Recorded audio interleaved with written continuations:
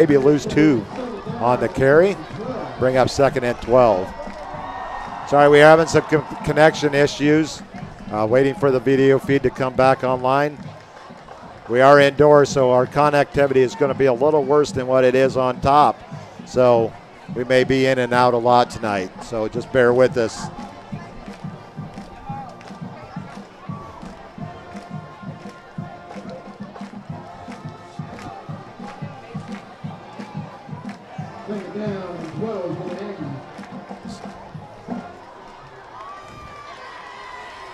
Second and 12 for the Aggies. It's a bad snap, and O'Brien's just going to go down and recover it at the 17.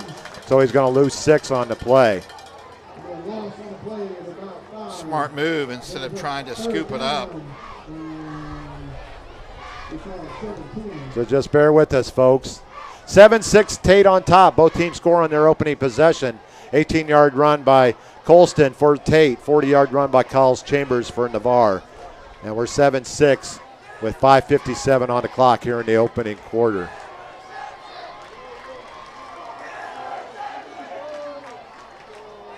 Bring 2 backs into the backfield. Twins to the near side. Single to the top of the screen. Colston's going to split out to the right. Raiders going to apply a lot of pressure. They're going to force O'Brien out of the pocket, and he's just going to throw it away. It's going to be incomplete, and they'll force a punt. 3 and out for the Aggies. Update some scores from over just down the road on Highway 98. Choctaw leads Fort Walton 14-0 in the second quarter. Taylor County over North Florida Christian in the first quarter 8-6. Holmes County, here's a surprise, Bill, leading Sneeze in the second quarter 14-6. Wow.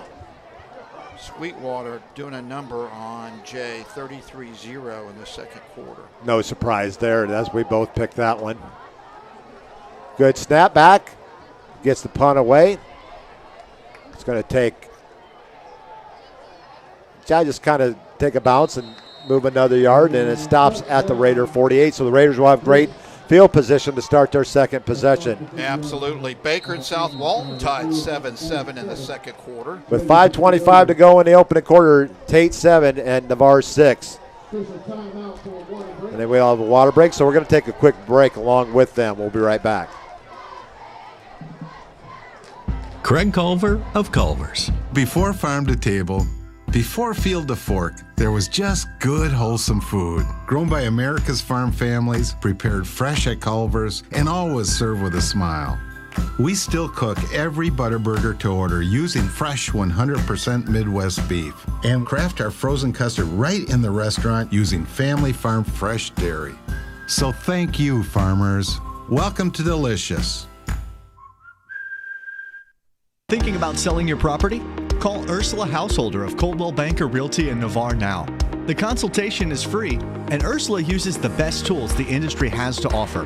Her years as a top producer, relocation specialist, and Florida military market specialist will help you get the desired result. If you are buying, Ursula's experience will help you make an informed decision to find the right home for you. And if you mention this advertisement, Ursula will donate $100 to the Navarre Raider Quarterback Club when the deal closes. To find out if you qualify for any of the military rewards, call or text 850-642-5711 or email ursula.householder@cbrealty.com or go to urhouseholderhomes.com. That's urhouseholderhomes.com. Go Raiders! Had a couple of plays go off while we were still on the break.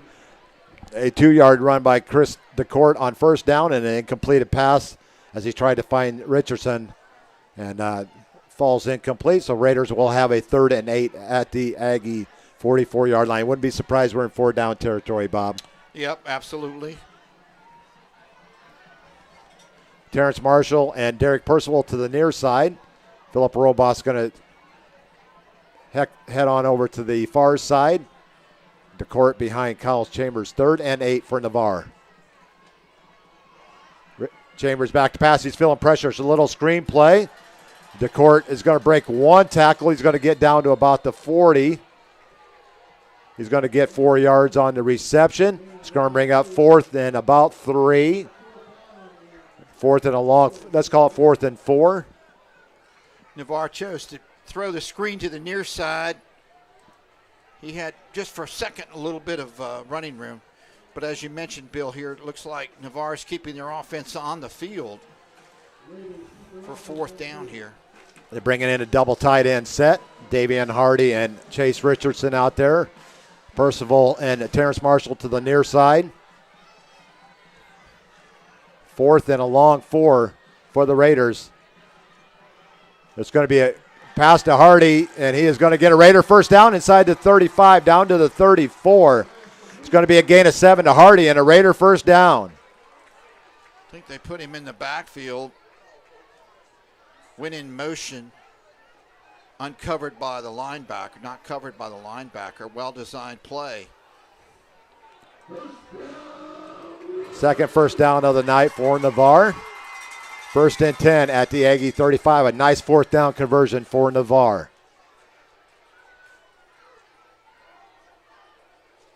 It's going to be handoff to DeCourt off left tackle, and he's going to right behind the Bubbas down to the 29-yard line for a gain of 7. Will bring up second and 3. 17 yards on 4 carries for DeCourt. We had, it looks like, the grandparents of one of our players checking in from Arizona. Thank you for listening in. It's going to be an incomplete pass, trying to find Percival on the little wide receiver screen. Ball's incomplete. It'll bring up 3rd and 4.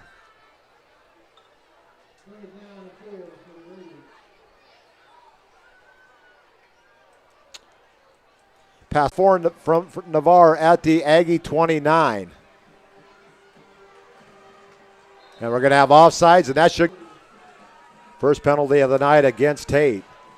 That'll be enough for a Raider first down.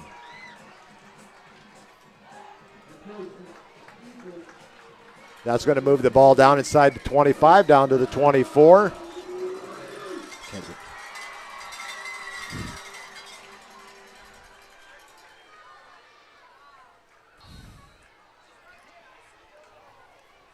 Execution thus far by Navarre, being very patient. First and 10 for the Raiders at the 24.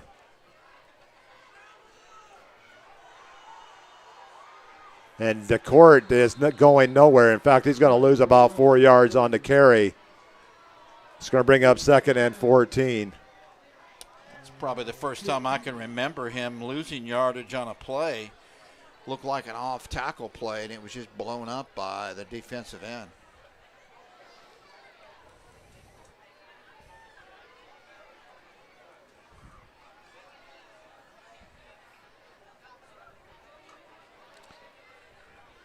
Well, the one danger we took, I mean, we're not getting any weather right now, but that could change in a matter of 5 minutes, as we had to come inside.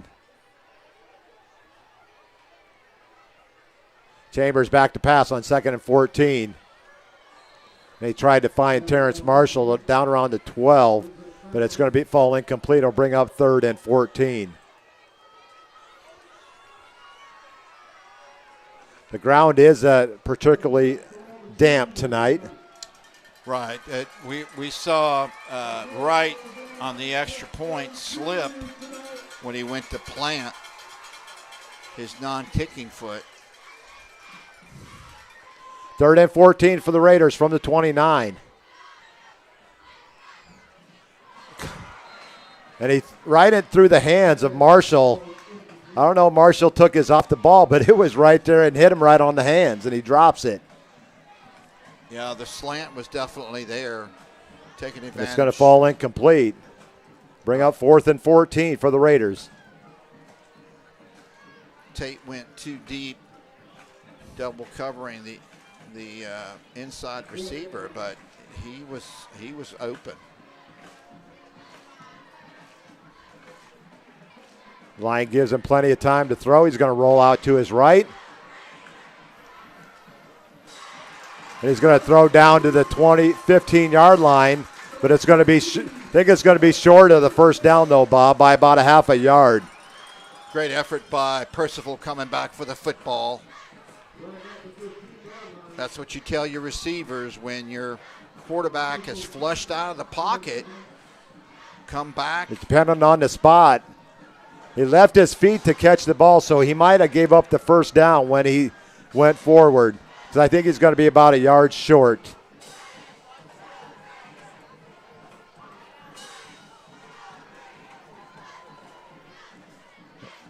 They're going to have a measurement, but I think he is about a half yard short there. I think he got it. This all depends on the spot. And it's going to be about a half yard short. Yeah.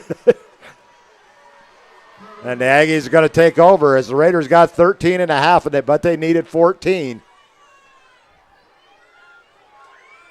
11 passes already here in the opening quarter for Chambers. 7 of 11 for 49 yards. The Aggies will take over. Raiders converted 1 fourth down, but they couldn't make it 2. And with 1:47 on the clock, it's 7-6 Tate up on Navarre here at Bennett C. Russell Stadium. Ward O'Brien going under center. 3 backs are kind of switched up the offense here. Kind of like a wing T offense. Going to be a handoff right up the gut. And a big tackle there by Boso out at the 19-yard line, so they're going to give him 4 yards on the carry. Gain of 5 for Colston. 2nd and 5 for the Aggies at their own 20-yard line with 1:20 on the clock here in the opening quarter. 7-6 Tate on top.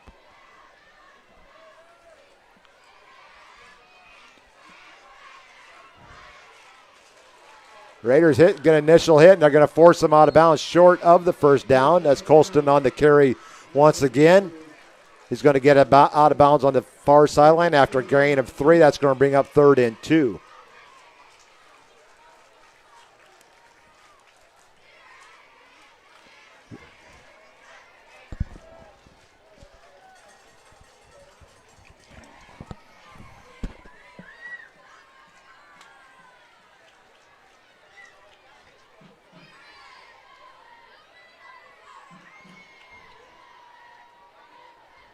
I'm going to do a quick adjustment at the end of the first quarter, and hopefully it might, if I could change the bit rate, maybe it might help a little bit. It's going to be handoff off right tackle.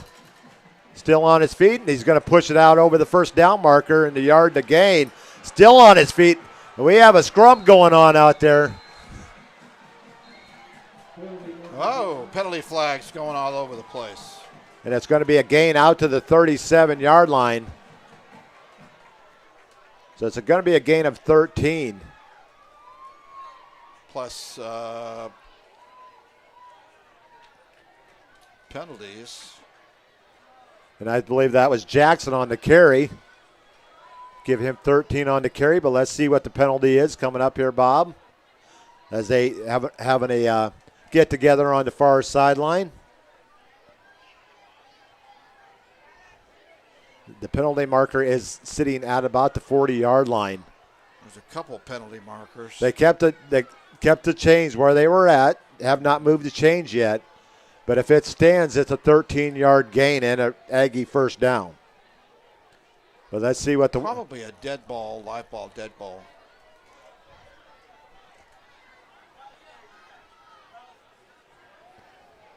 And they still haven't decided here. Got some games going on elsewhere. Mosley up 21-7, I see on Lincoln. Mm-hmm.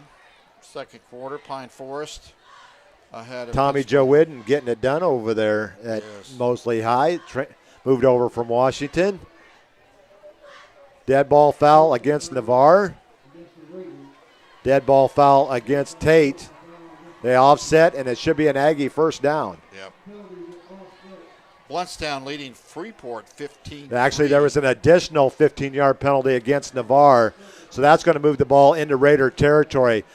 So the first two initial offset, the third one is marked off against Navarre, and Tate will have first down at the Raider 46. First and 10 Aggies at the 46, 51.9 seconds on the clock here in the opening quarter.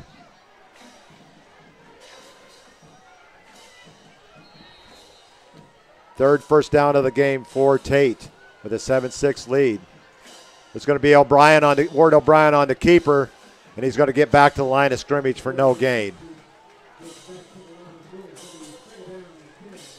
Chipley's leading Vernon 22-0 in the second quarter. Blountstown over Freeport 15-3. Sachdalen and Wright on the tackle there. Second and 10. They're going to send twin receivers near side. And now they're going to flop it over to the other side, to the far side.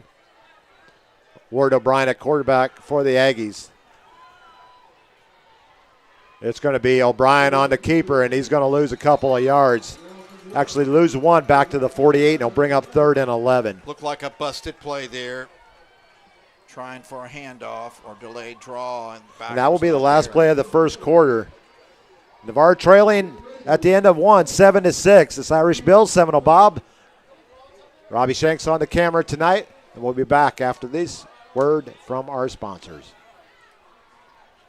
University Lending Group, located in Harvest Village, is Navarre's local mortgage lender. If buying, selling, or building a dream home is in your future, you need to contact University Lending Group. Jennifer Gomes and Stacy Wright are the loan specialists who have the experience to take you step by step to make your buying, building, or selling experience smooth. See University at 752 Navarre Parkway, Suite 56, or call 850-396-0322.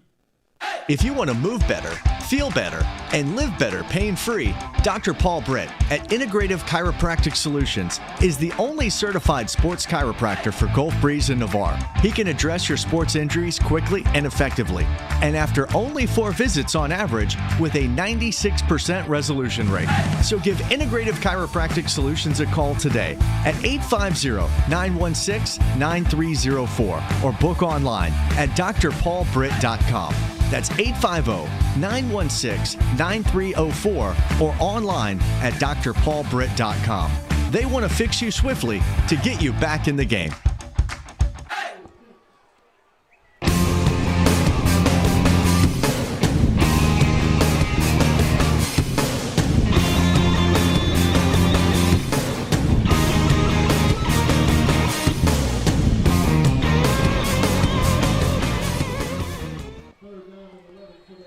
Third and 11 for the Aggies as we start the second quarter. 7-6 Tate on top. O'Brien back to pass. He's feeling pressure, and he's just going to throw it down. Nobody there unless he's throwing to Colston, who is sitting on his backside at the 45-yard line. It's going to fall incomplete, and Tate will be punting for the first time tonight.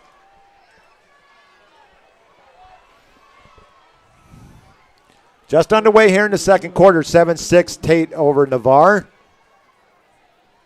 Derek Percival standing on his own 10-yard line, awaiting the punt from William O'Brien, number 12.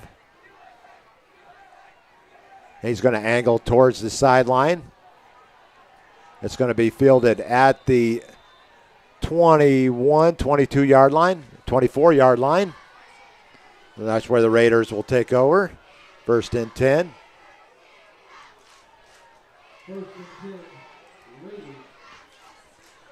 Tate is saying that the ball may have hit one of the up men, but the officials are giving the football to Navarre. No replay in high school football until you get to the semi-state and beyond. Mm-hmm. So whatever they call on the field will stand. First and 10 Navarre from their own 24-yard line. We could have used a replay on that touchdown at the back of the end zone last week, Mr. Bill. Most definitely. As I went back and watched it Tuesday night, it definitely was not a catch, that first touchdown by Milton last week. The ball hit the turf, but the official, what he calls on the field, stands. Not sure what they're really talking about there on the 11:45 on the clock here in the second quarter. Tate on top 7-6. Both teams scored on their initial possessions, as Tate goes 50 yards for their score, all on the ground. Navarre bounces back. Literally, Chambers bounces off of the defensive front, goes around right edge, and takes it 40 yards for the Raiders score. Extra point, no good, and that's where we stand 15 seconds into the second quarter.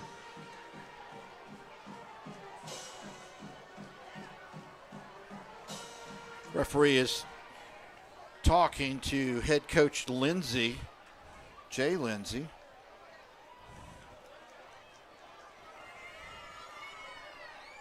For an explanation of what exactly happened. Don't think Mr. Lindsay changed the referee's mind. First down for Navarre. Think Hunter Feaster's in for the first time tonight, maybe. I'm waiting to see the number here.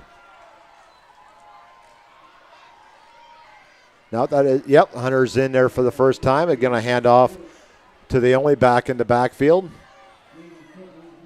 That's Chris DeCourt's going to get 3 yards, bring up 2nd and 7.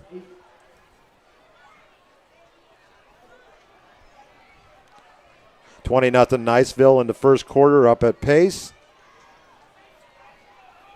Jaden and Jordan's grandparents, Sharon and Jean Short, watching from Biloxi. And they'll be, it's going to be a completed pass to Terrence Marshall. He's out to the 46 for a gain of 19 and a Raider first down. Jordan Moon will be receiving his champion weightlifting ring at halftime here this evening. Awesome. The gain out to the 45, give 18 on a catch by Marshall. First 10 Raiders from their 45. Whistles and flags. I think it was defensive encroachment. And they are going to back off and mark 5 off. That will put the ball up to the midfield stripe. Raiders first and 5. Tate with 2 penalties here on in the first half, 3 for 25. First and 5 for the Raiders at the midfield stripe, 10:46 on the clock. And it's going to be a nice game by the Raiders. And a Raider first down, Sebastian Melendez.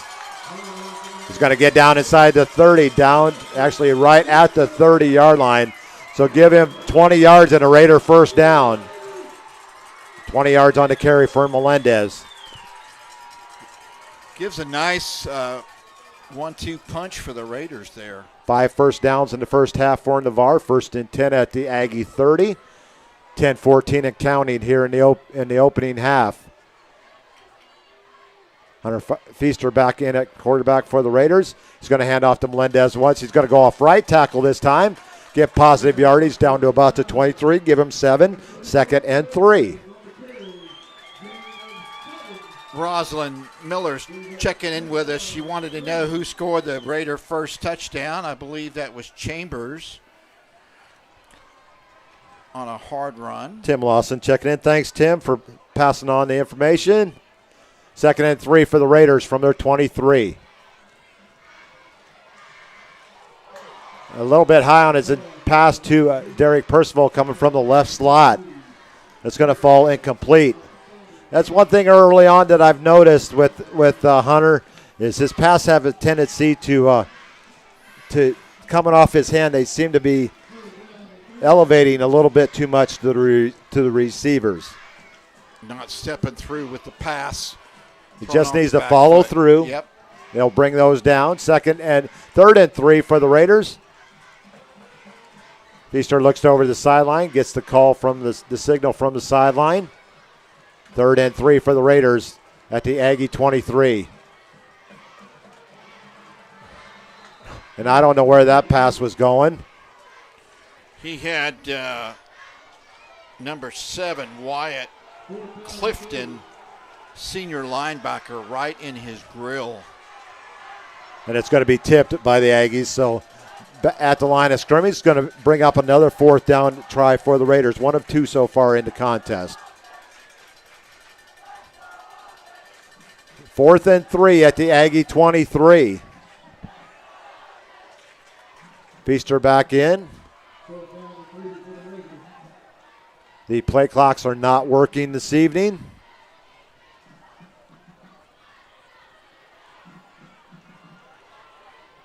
And I think it's going to be close depending on the spot. I think he's going to have it this time. They're going to spot the ball right on the 20, and it should be enough for a Raider first down on the carry by Feaster. I had the jumbo package in, I do believe.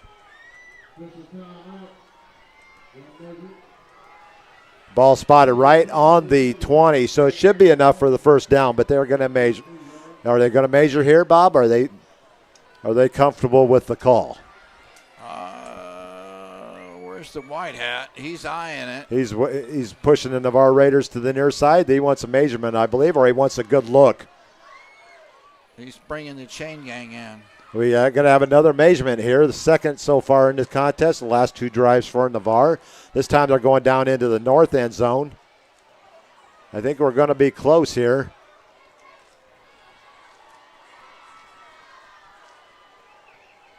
I think he's going to be inches short. They're pulling the chain tight. And it looks like Tate has stopped him once again. They have, inches short. So the Aggie defense steps up again.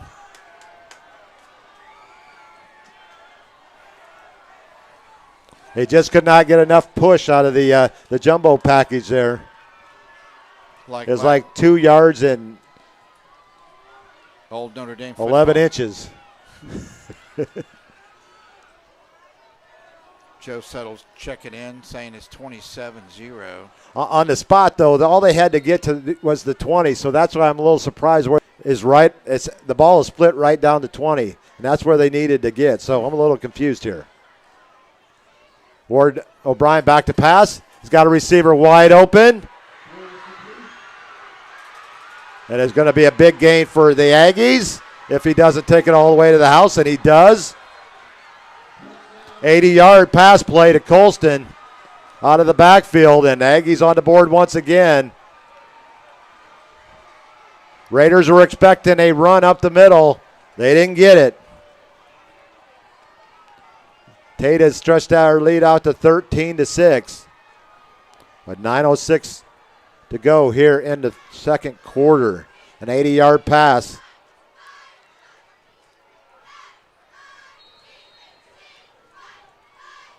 Colston has both of the touchdowns. William O'Brien in for the extra point. Ward O'Brien holding the ball, and that kick looks good. 14-6, Tate on top. So the Aggies take quick advantage of the stop by their defense. One play, 80 yards. Then that can really fire up a team on a big strike. And, Navarre scored their second touchdown in the first half this season. First one in the first quarter. Correct, yep. So they did a little dump pass to the running back out of the backfield, and Colston did the rest on his own about the last 65 yards.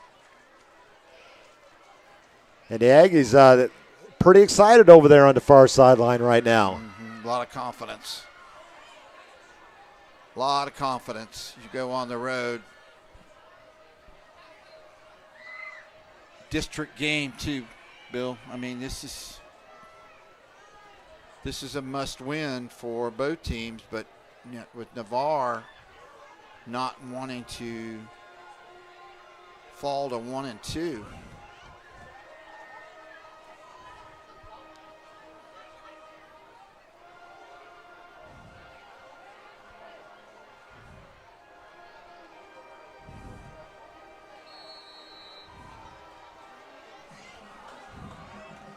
Niceville on top 27-0. End of the first quarter, up in pace. Tim Keene checking in again. Thanks, Tim. It's going to be a short kick.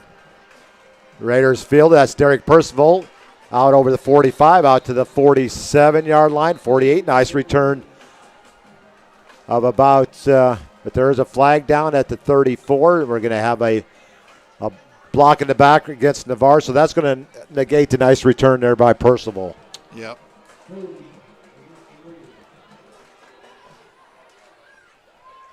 Can't get out of their own way.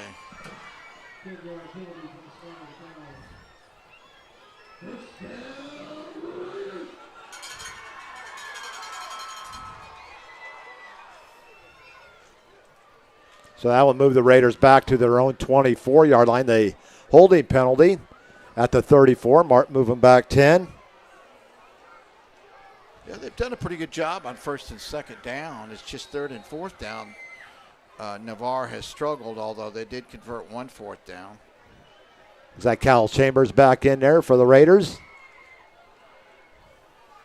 It's going to be a handoff to Melendez. He's going to get out over the 30. Out to the 31. Give Chambers 7 yards on the carry. Actually, that is give Melendez 7 yards on the carry. Give him, actually they're going to spot it back, so give him 5 on the carry, 2nd and 5. He's going to run right up the gut. He's going to get positive yardage out to the 33-yard line. It's going to bring up 3rd and 2. Actually, they're going to spot it just about, that's a better spot than they got down on the other end. Sure did. So they're going to give him 4 yards on the carry, 3rd and 1 for Navarre. Just inside their own 34-yard line. And we're going to have a flag here. The right end, the corner snuck up across the line of scrimmage, so that's going to give the Raiders a first down. They're going to mark off 5, and that should be enough for Navarre first down. It's the second time that's happened tonight, Bill. Giving Navarre first down. Navarre needs to take advantage of this. They got trips to the near side. They may be trying a long pass here. Pass across the middle. Terrence Marshall's going to break 1 tackle, but he's going to gain about, they're going to spot the ball. That's going to be enough for a Raider first down. A gain of 10 to Marshall. That should be enough for a first down.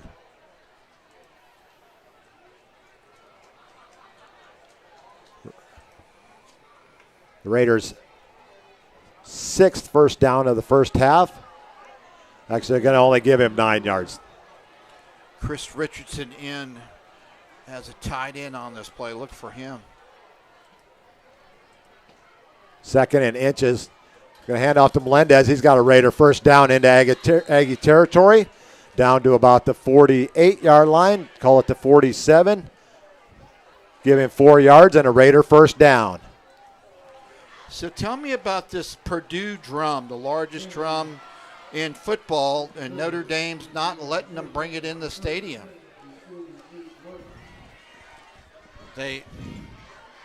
I don't know what the reasoning was behind that. Yeah. The pitch to DeCourt. He's going to look back, and he's going to get positive yardage down to about the 42. So give him 6 yards on the carry, bring up 2nd and 4. Raiders running a lot of plays, but right now a lone touchdown, and they trail 14-6 here in the first half. Gain of 6 for DeCourt on the pitch from Chambers.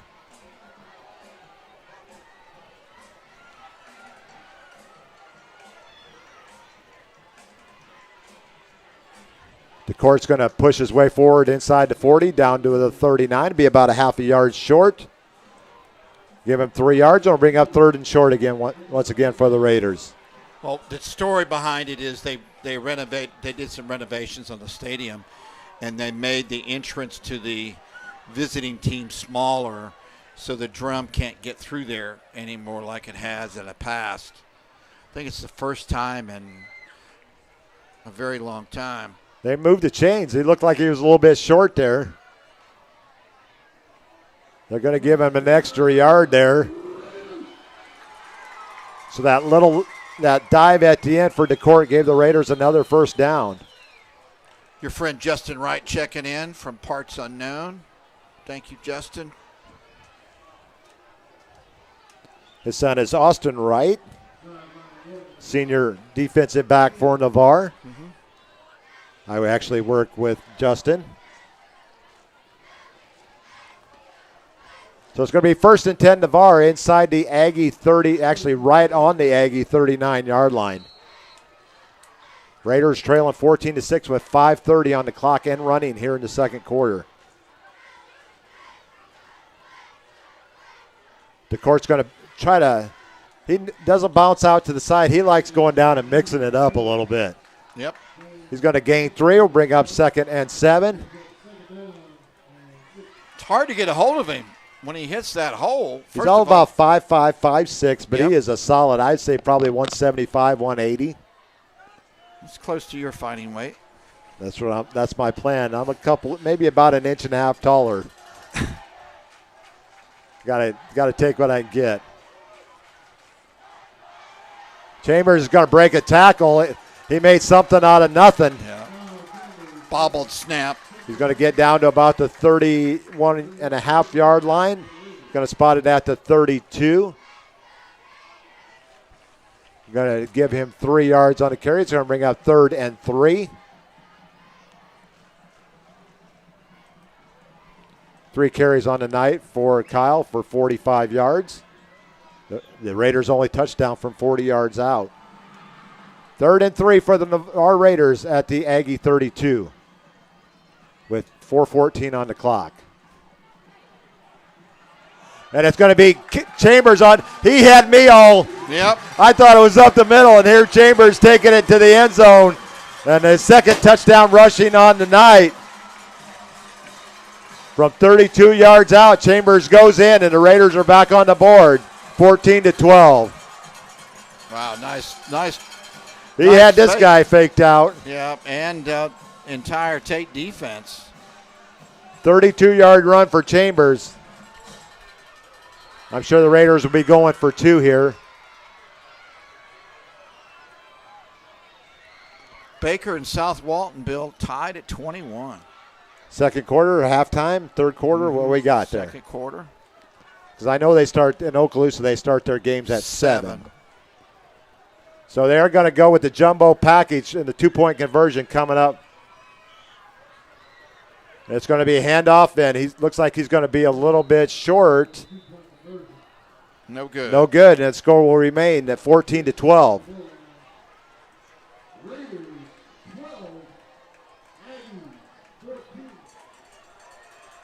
So the 2-point conversion, no good.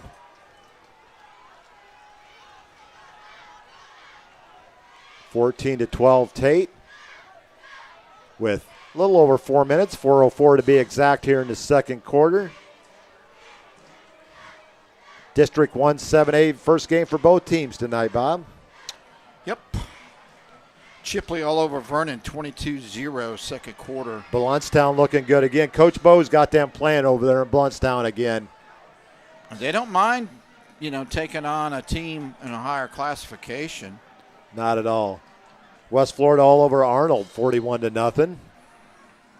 Bozeman 28-0 over Cottondale. Port St. Joe over Weewaw 7-0. Niceville, we were up 27-0 in the just starting the second quarter.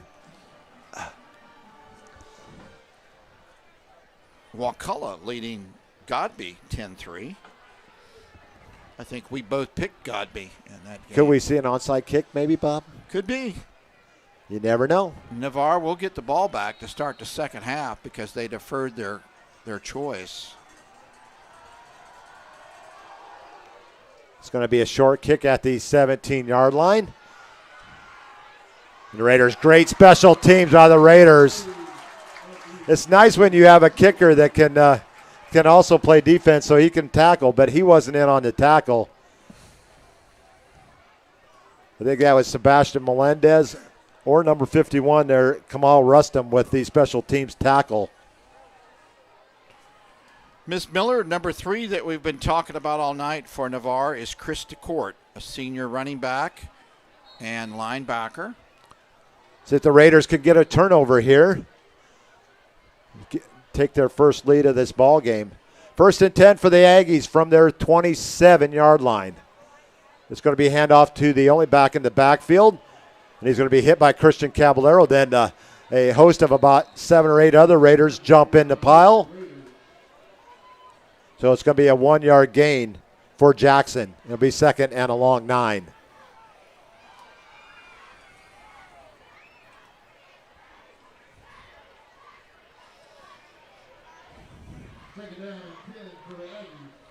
They're actually going to right back to the line of scrimmage, so 2nd and 10.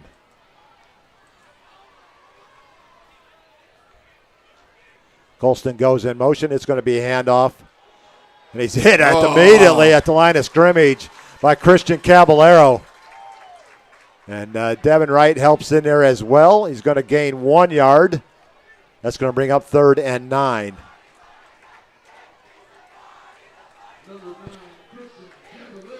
That was quite a hit. Actually, they're going to give him a couple of yards on that play. It's bringing up 3rd and 8.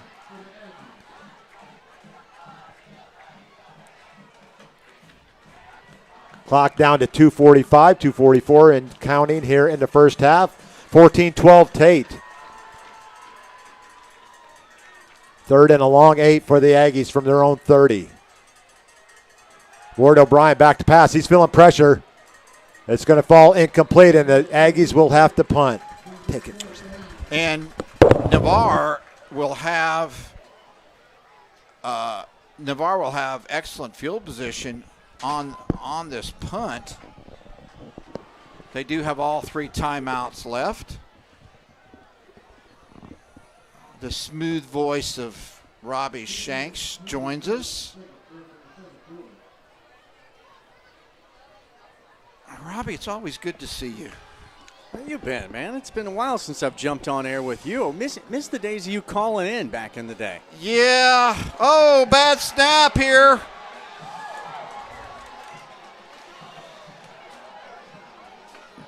Navarre tackled the punter. And boy, is Navarre going to get great field position.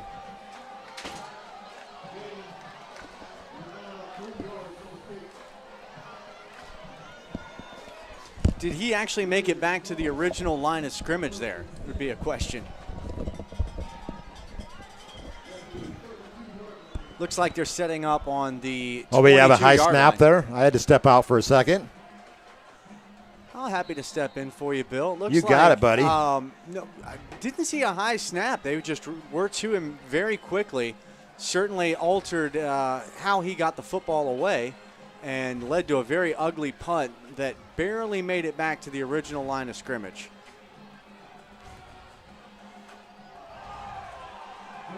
Tried to find his intended receiver, Terrence Marshall, across the middle, but it's going to fall incomplete and bring up 2nd and 10. Almost got interesting there after the ball was deflected. So Raiders with great field position at the Aggie 32-yard line. Now we'll have a 2nd and 10 with 2:10 on the clock here in the second quarter. 14-12, Tate on top. Chambers in the pistol. To Court to his left. Marshall goes in motion. It's going to be a delayed handoff to Chambers. He's going to cut back. He's going to get inside the 30, but not much further. Down to the 29, a gain of 3. Give him 2 on that. Bring up 3rd and 8. About 2 minutes left to go before halftime. But here's my question about your Navarre Raiders, Irish Bill. Exactly how many cheerleaders does it take to root for this team? Because, Bob, how many do you see down there? About 75. About 75. It's cheerleader night tonight. Apparently. Completed pass to Percival. He's going to take it into the end zone. 29 yards out. Raider touchdown. Well, how could there not be a touchdown, Irish Bill, with that many cheerleaders rooting him on? I know. You got them all sizes down there. The Raiders take their first lead at 1:30 of the second quarter, 18-14. Raiders probably going to continue to go for 2 as they're missing their starting kicker tonight. So the Raiders take advantage of the very short field. A 29-yard touchdown pass from Chambers to Derek Percival.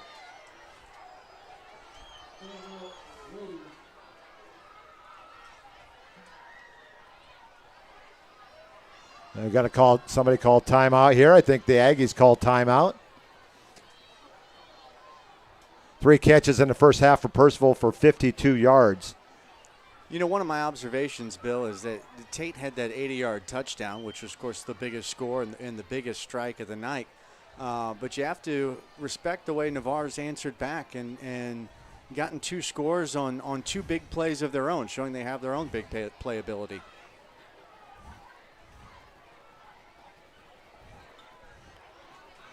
Yeah, and we got to set up for the 2-point conversion, which I think Navarre is going to go for here, Robbie.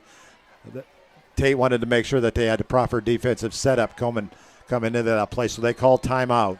It's also a good way to cheat a look. See what kind of play they're going to run, maybe force them to call their second best play as opposed to their best play. Well, they like to set up with that jumbo package. That jumbo package puts defensive lineman Lemmy Wilson, linebacker Christian Caballero, and Sebastian Melendez behind the quarterback. And they're going to throw out of it. And it's going to be good. A 2-point conversion in the back of the end zone. I believe that is Devin Wright. I'm waiting to see the number here, but I believe that is number 5. It seemed like Tate managed to tackle everybody except the ball carrier and the receiver. Or is that number 9? I'm still waiting to see the number here. Is that 5 or 9? That's 5. That is Devin Wright on the 2-point conversion. And the Raiders have a 20-14 lead. One question I always wondered, I sometimes sit up and think about questions at night. Okay. On a 2-point conversion on your pass, does that count as an official stat for the quarterback on a 2-point conversion? I always judge these things by fantasy. And I think you actually do get credit for it in fantasy. Now, where does that put things in the official scorebook? That I couldn't tell you. We'll give him it. I think it's worth at least 2 points. It is also one of those weird untimed plays that they sometimes don't keep the statistics on, But a good night so far for Chambers, 10 of 15, 89 yards and a touchdown pass. And he's accounted for the 2 other touchdowns on the grounds of 40 and 32. Now, I wanted, since I'm up here, I got to mess with both of you. And by the way, I know what's going on with this drum, the world's biggest drum that Purdue brings around with their marching band. It's going to come down on the 14-yard line. And he's going to be met by about 3 or 4 Raiders, maybe 5 or 6 Raiders, before he's going to be taken down at the 24-yard line. Christian Caballero, Chris DeCord in there on special teams. So this Chase Richardson as well. This drum is 10 feet wide. It's the world's biggest drum, as it's known. There are some contenders. Missouri's got Big Mo. Texas has got an 8-foot drum of their own. But 10 feet is the biggest score. So Notre Dame has always allowed Purdue to squeeze that drum through the main gate because it's too big for the visitors' gate. But for whatever reason, Notre Dame is not allowing them to use the gate this year. It's going to be the first time that Purdue has been without their drum since 1979. Yeah, play it, run on first down. I think that was actually a pass. I'll give him a run on that. He's going to gain 6 yards on the play. They're going to come right back with Jackson. Give him 1 yard. It's going to bring up 3rd and 3. 6-yard gain on first down. Now, Irish Bill, I can't just mess with you while I'm up here. You got to mess with the big guy to the right, too. Because speaking of drummings last weekend. Ooh. How about that for the Segway King, bringing one back? He's lifting his shirt over his face. Speaking of drummings last weekend, the Florida State Seminoles falling to the Jacksonville State Gamecocks. And had they not beaten the Florida State Seminoles, I would not know that Jacksonville State was the Gamecocks. I did. I knew that. Because we had a former Navarre that played up at Paid $400,000 to beat them, Seminole Bob says. Florida State paid them $400,000 to show up. Probably half their budget.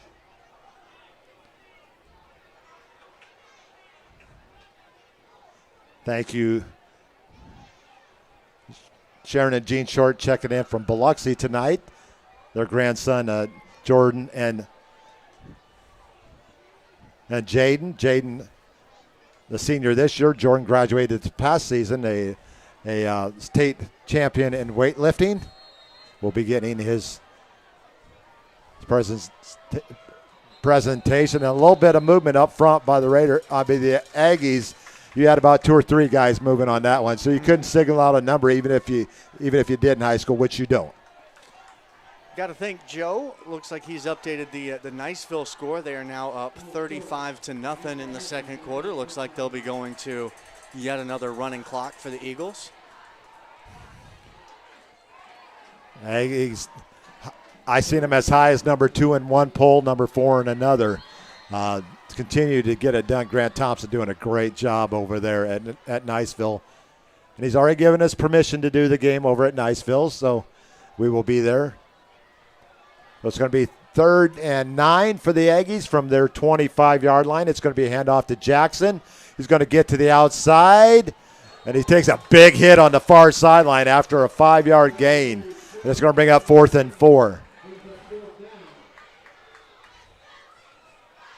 Big hit there on the far sideline.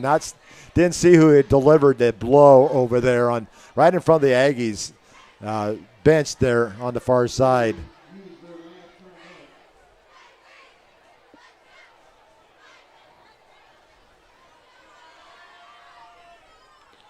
We will have a 4th down coming up for the Aggies.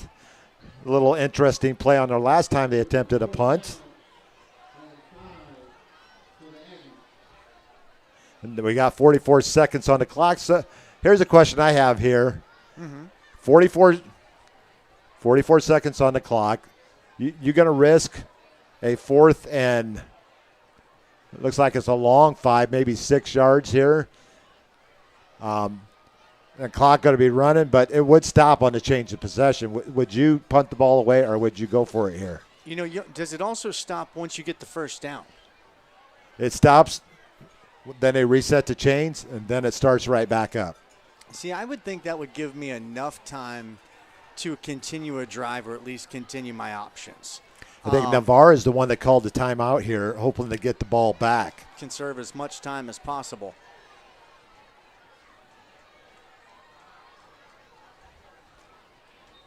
Raiders with 107 yards passing, 149 yards rushing. Pretty balanced attack here in the first half. Tate does elect to go with the punt formation. Hopefully it's a little bit better snap this time. William O'Brien back to punt for the 3rd time tonight. Hopefully this one won't be as much of an adventure. Quick step. He's going to get it away, and the Raiders are going to call a fair catch. And that'll take off about 6 seconds, so the Raiders will have 38 seconds and 1 timeout. And a fair catch by Percival to not allow any more time to come off the clock. See, in this situation, Bill, I'm looking at it's not so much distance, but how many plays can I call in 38 seconds? And if I'm Tate, I would have gone for that on 4th down, knowing that it would still take, even from that position on the 40-yard line, still going to take 3 or 4 plays for Navarre to score. But 3 or 4 plays here, if one of those were to break out into a big one, Navarre can still be a threat. Navarre 1st and 10. He's going to hit Chase Richardson. I believe that was Hunter Feister's in there. It's going to be a gain down to the 42. It's going to be a gain of 18 to Richardson. His 3rd catch on the night, a Raider 1st down. They're going to set the chains. The clock is moving. Feister back to pass. He's going to roll out to his right. He's got a receiver on the far sideline, and we have a flag in the backfield. Around the area of holding. It was a late, and it was going to be, yep, you're correct, Robbie.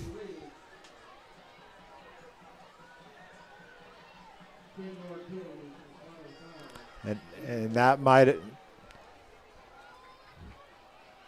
Raiders' 5th penalty of the first half.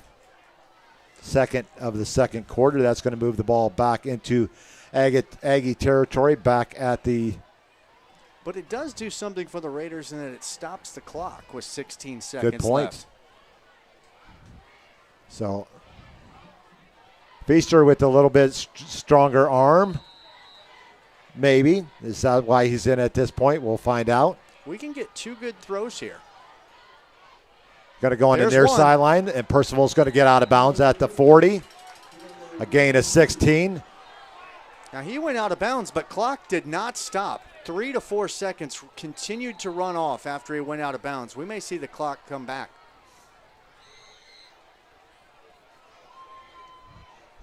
It's going to bring up second. Actually, they're going to spot the ball at the 42.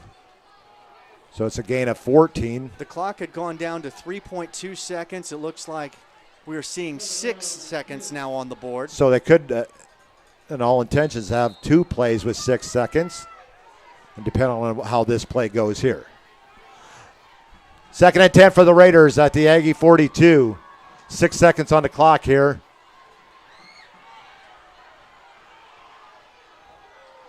And he tries to get out to Percival, and that's going to be the last play of the first half. And your halftime score, Navarre 20, Tate 14 on IrishBillSports.com. For Robbie, Seminole Bob, and myself, we're going to take a commercial break, and we'll be back with second half action.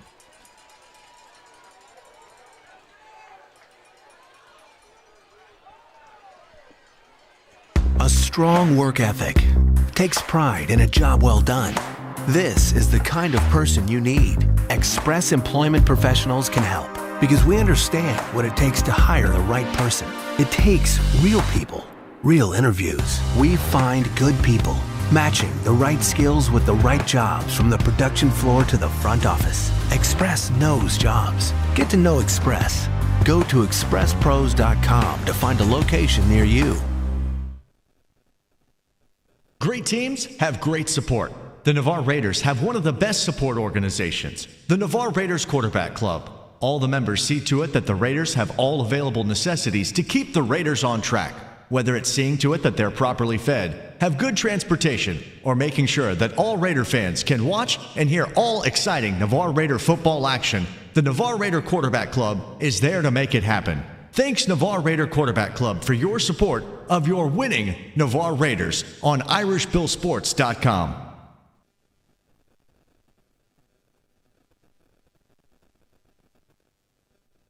Craig Culver of Culver's. Before farm to table, before field to fork, there was just good, wholesome food. Grown by America's farm families, prepared fresh at Culver's, and always served with a smile. We still cook every Butterburger to order using fresh 100% Midwest beef and craft our frozen custard right in the restaurant using family farm fresh dairy. So thank you, farmers. Welcome to Delicious.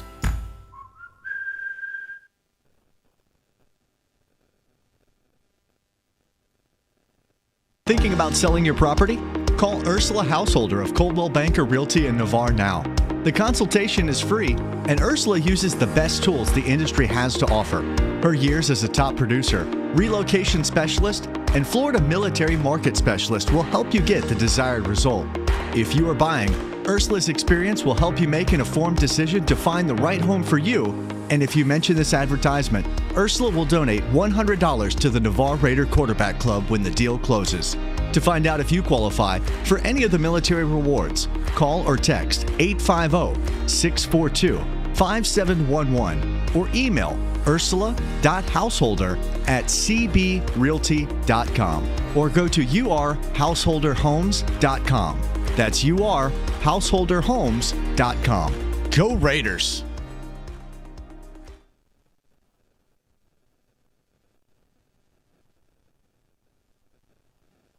University Lending Group, located in Harvest Village, is Navarre's local mortgage lender. If buying, selling, or building a dream home is in your future, you need to contact University Lending Group. Jennifer Gomes and Stacy Wright are the loan specialists who have the experience to take you step by step to make your buying, building, or selling experience smooth. See University at 752 Navarre Parkway, Suite 56, or call 850-396-0322.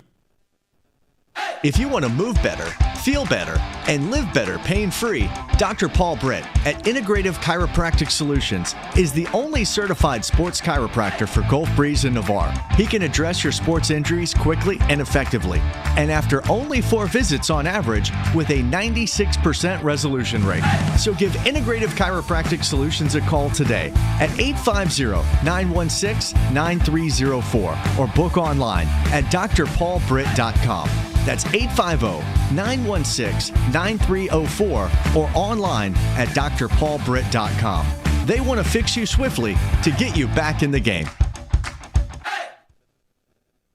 A strong work ethic takes pride in a job well done.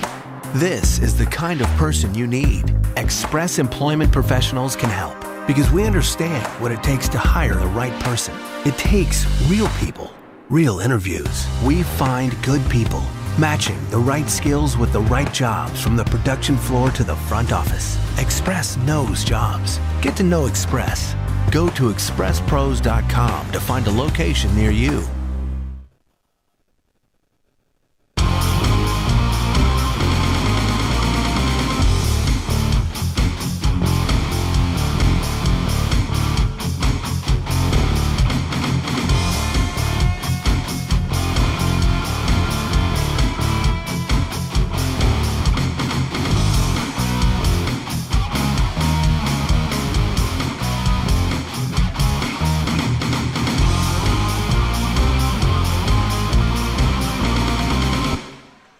Welcome back to Bennett C. Russell Stadium. This is Irish Bill at the half. I give the other two a little bit of a break here before we come out for second half activities.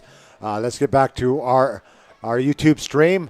Ed Marshall checking in from Charleston, South Carolina. I want to tell Terrence and Tyrell Marshall that Dad, Miss Brittany, Ari, and Navarre love you all, and we're proud of them. Thanks you all for checking in tonight. Justin Wright, Rosalind Miller, thank you. Wherever you guys are out there on the World Wide Web, we appreciate you, your patronage to irishbillsports.com. It looks like we finally got some things up and running. We had a little bit of connection issues in the first half. So far, it looks like they kind of have resolved themselves. We just blame the weather, Irish Bill. Yeah, we can always do that. Exactly. I don't want to say it too loud because you know how Mother Nature can be. Yeah, you don't tempt fate. Well, we were debating coming out to this game whether we were going to go up on the roof because we have been receiving a lot of rain, and there was a 50% chance throughout the evening tonight. So we made the call, and we came inside. I always say play it safe. Had to play it safe because I'd rather lose a video broadcast than lose video equipment. This is true. It's true. Easier to replace. Surreal Norton checking in. Thank you. We appreciate the kind words. Navarre getting it done, kind of split it up both teams. Well, Tate had one pass completion for a long 80-yard score. In fact, let's go over the scores real quick for those of you that may have missed out some of the action in the first half. Tate got on the board on their opening drive as they took it 5 plays, 50 yards. At 10:07, a 15-yard run by Andre Colston. Kick was good, 7-0. Navarre would answer back on their first possession, a 40-yard run by Chambers. As he dove into the pile, he stayed on his feet and went down the near sideline 40 yards out. Extra point try, no good. And Tate remained on top, 7-6. We go to the second quarter, still 7-6. On 1st and 10 from the 20, O'Brien finds Colston across the middle, and he takes it 80 yards. Extra point good. Tate with an 8-point lead, 14-6. Navarre would answer back at the 4:04 mark. Another run by Chambers, this one from 32 yards out. 2-point conversion, no good, 14-12 Tate. And after a very short punt by the Aggies, the Raiders get great field position at the Aggie 32. And a 29-yard pass from Chambers to Percival. 2-point conversion good, and the Raiders up 20-14 at the half. I got to give credit to the very athletic fan who is jumping up to say hi to us. All the way, that's a Superman-like leap to be able to wave at us up here at the press box here. I mean, impressive. What weather we've had this week, Robbie. I mean, the Hidden Creek Golf Course is closed due to all the rain that they've had. The course is underwater. Speaking of golf courses, did you catch the video from the GOAT earlier today? His birdie putt? His birdie putt out at, what was it, the 6th hole of the Lake Buena Vista golf course down by the Mouse? He bested the Mouse. He's gonna be at a great place tomorrow. I mean, what a contest tomorrow. He's going to be at the Florida-Alabama game tomorrow in Gainesville. And don't know how close the game will be. Mm-hmm. Only time will tell. But I did see that place is going to be loud and rowdy. There is one particularly special Gator quarterback that's going to be in attendance at that game. Tim Tebow is already there in Gainesville. I saw some pictures of him earlier. By the way, Brad Nessler and Gary Daniels already in town in Gainesville.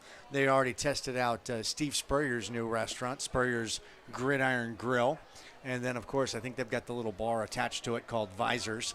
We'll pause for a second. Rosalind Miller checking back in. Myself and Levi Miller are Terrence and Tyrell's grandparents. They're checking in from Stuart, Florida. You know where Stuart's at? I know exactly where Stuart, Florida is. And then Manel Moeller, love watching Caleb playing, watching from Biloxi. Miss Aunt Maynell. Hopefully I'm pronouncing that correctly. I wish I was watching from Biloxi with you, Miss Maynell. Miss Maynell, what are we playing tonight, Miss Maynell? But a good first half for Chambers, 10 of 15 for 89 yards and a touchdown. And he also has 2 touchdowns on the ground. He's got 79 yards on 5 carries. So a good balanced night for the Navarre Raider quarterback, Kyle Chambers. You know, I was talking about Tim Tebow being down in Gainesville for the Florida-Georgia game. But here in our area, another Gator quarterback happening to be at a particularly special rivalry game, as they call it, the game between Fort Walton Beach and Choctaw. Former Fort Walton Beach High School quarterback and former collegiate Heisman Trophy winner himself, Danny Werfel, in attendance at that game. Now, I got to throw my story out there. You probably have heard me tell this story. But I have, but they haven't. We moved down here in 1991 into Navarre. Navarre yet to have a high school. Not until 98 was their first freshman class at Navarre. So my wife and I were big sports people. We love football. And so we had to pick a team to go watch. Well, we're kind of in between Gulf Breeze and Fort Walton, so we chose to go the other direction and go to Fort Walton Beach. Okay. Just so happens when Danny Werfel is the quarterback at Fort Walton Beach High School. Good timing. And his dad, Chaplain Werfel, yes, was our chaplain in the 20th Special Operations Squadron, the squadron that I was in. So we got to watch Danny carry the Vikings to their first state title in 1991. Go 15-0 on the season, knock off St. Thomas Aquinas in the championship game, played in the Swamp. Big night there for Danny. He was the game MVP. Went on to go and play for the Gators. Went on to win the Heisman. He's done a lot of great things since his short stint in the NFL. He's got his own charity business going on over in New Orleans, as well as I believe he still has a place over here in Destin. It's in Jacksonville as well, if I'm not mistaken. Yeah, but done great things. Our local guys, I love when they get back, and most definitely, and a couple of Gator quarterbacks have definitely given back with Tim Tebow and with Danny Werfel. And I've shared with you my story of the connection, or more correctly, my father's story. He was actually stationed in Vicenza, Italy, during the Bosnian War somewhere around 1995, and their chaplain happened to mention that, oh yeah, he has a son that plays college football. Doesn't happen to mention that his son is on his way to win a Heisman Trophy and national championship. And of course, that chaplain in Italy a few years later with my father was, of course, Danny Werfel's father. I believe that was in 96, 97. A little bit sooner than that. Probably would have been closer to 95. Okay. Closer to 95, because shortly after that, it was when we moved down here, 1996. I got to see the second one. I actually watched the second one. It was the comeback game against Florida State, where they lost in the regular season, then came back and blew them out in the championship game. I was watching that one from Incirlik, Turkey, in my tent overseas, so I got to see it was early in the morning. Can you imagine that back in those days? I mean, imagine something like that happening today, where two teams play in the final game of the regular season, and this is before the playoffs and things like that. It's the two teams play at the final game of the regular season, and then I guess you do have an SEC championship at that point, so there's a game in between, and then you come right back and play that same team for the national championship. Playing the same two teams in a span of 3 games. But I should have known that I was destined to come down here. Back in late 80s, 88, 89, I went to NCO Leadership School down at Warner Robins. And nothing to do else this Saturday. I'm not from Georgia, so I was like, I'll turn on the TV and watch some football. It just so happened to be the game that Florida, I believe, was up 31-0 or 28-0, and Florida State came back and tied it at 31. That was my introduction to Southern football. Was that game back in 88, 89, before I even knew I was coming down south. And now that I'm here, I've been to a few games over at Florida State. But that game introduced Irish Bill to SEC football. What was the game that introduced me to SEC football? Well, I think Southern football, the first game I remember, was actually a Florida State game. It was Charlie Ward winning the national title for the Florida State Seminoles in 1993. And then surprising my 12-year-old little brain when he decides to go enter in the NBA draft. And rather well, 12 years in the NBA. He was an all-star as well. So he was going to be successful whichever direction he went. Of course. But I didn't even. But as a 12-year-old, I didn't know who he was as a basketball player. I knew him as a football player. So that would probably be my introduction to, I'd say, college football as a whole. My first SEC game probably have to be the day I moved to Gainesville. It was. I'd been in Gainesville, I think, about a week. I showed up at a radio station that I was going to work at. It was a Saturday morning. And I went through and kind of sat in and mirrored somebody for their air shift to kind of see how the equipment worked. And he says, hey, what are you doing the rest of the day? We're all going to go tailgating and go to the game. And I got to admit, I had no concept of what SEC football was or meant at that time. And that was my first foray into it. Just happened to be a Florida-Miami Hurricanes game. So, but my first college football game, I was stationed at Wright-Patterson Air Force Base in Dayton, Ohio. And my friend was a big West Virginia fan. So we went down and watched Cincinnati and West Virginia play in Old Riverfront Stadium in Cincinnati. That's where Cincinnati at the time, before they moved to their stadium on campus. That's where my good friend Bruce McGowan, and I believe he's either moved back to Ohio or he's still living in South Carolina. But that was my very first game. And then once I met the Lady Badger, we went to a couple of games up at the Camp Randall, and that's a great place to watch a game up in Wisconsin. And since then, I've went to numerous Wisconsin games, bowl games. I've been to Gators Stadium only for one college game, one high school game, one college game. And I've been to Florida State about 4 or 5 times, and I've been to Notre Dame twice. I like to say I became a college football fan at just in time. I've always fancied myself as kind of the last of the analog generation and the first of the technology generation, and I've kind of been that unique position where I can understand. Old John for a second. Ed Marshall checking back in again. Just want to thank you all for broadcasting these our football games, and all the Gator talk is sickening. Go Noles!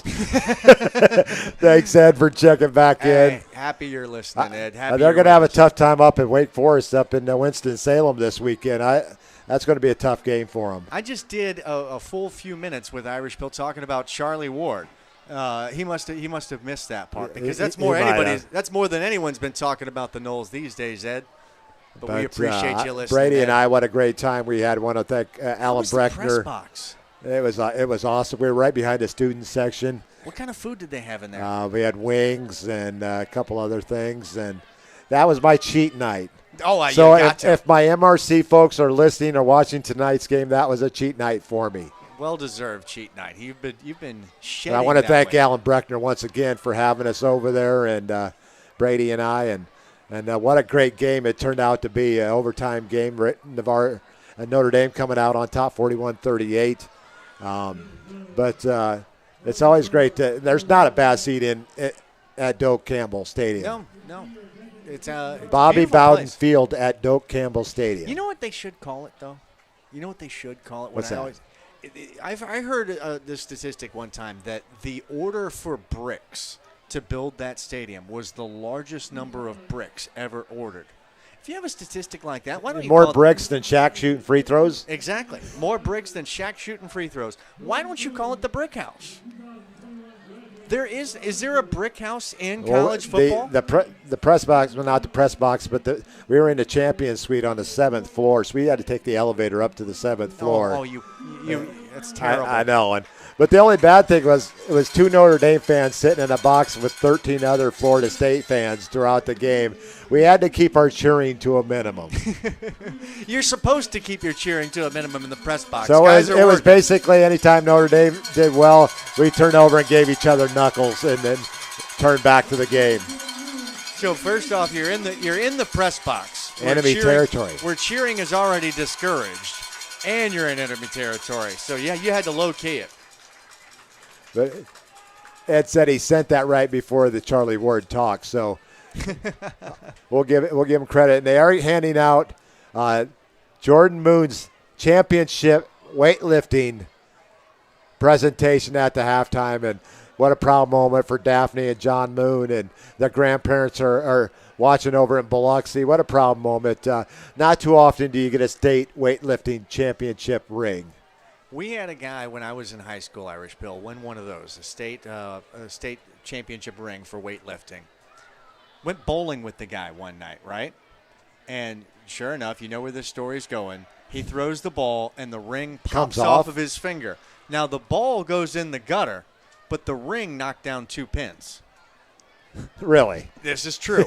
They actually had to stop everyone from bowling so that because it's all one giant machine. It's all connected. Was he a big guy? It had to be a pretty big ring. If anyone remembers the name, I'll say the name. I wasn't going to because this isn't a Niceville broadcast, but if anyone remembers the name, this Nick is Chisler. Panhandle football. This was Nick Chisler, who set the state bench press record at the time of 535 pounds. Wow. That's about 400 more than I can lift. It's about 400 more than I weigh. That's true.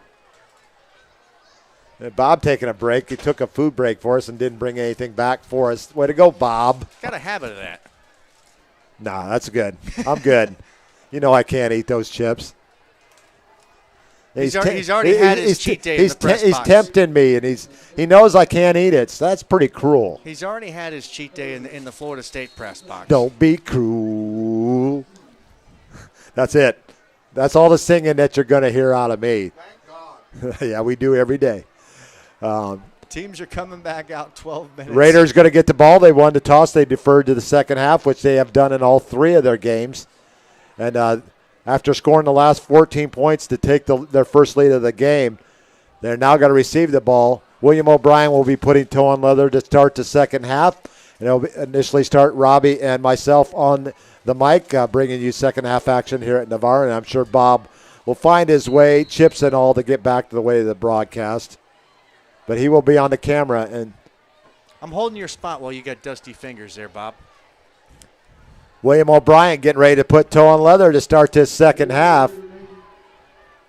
Terrence Marshall deep for the Raiders, standing on his own 12. It's going to be a short kick. Derek Percival is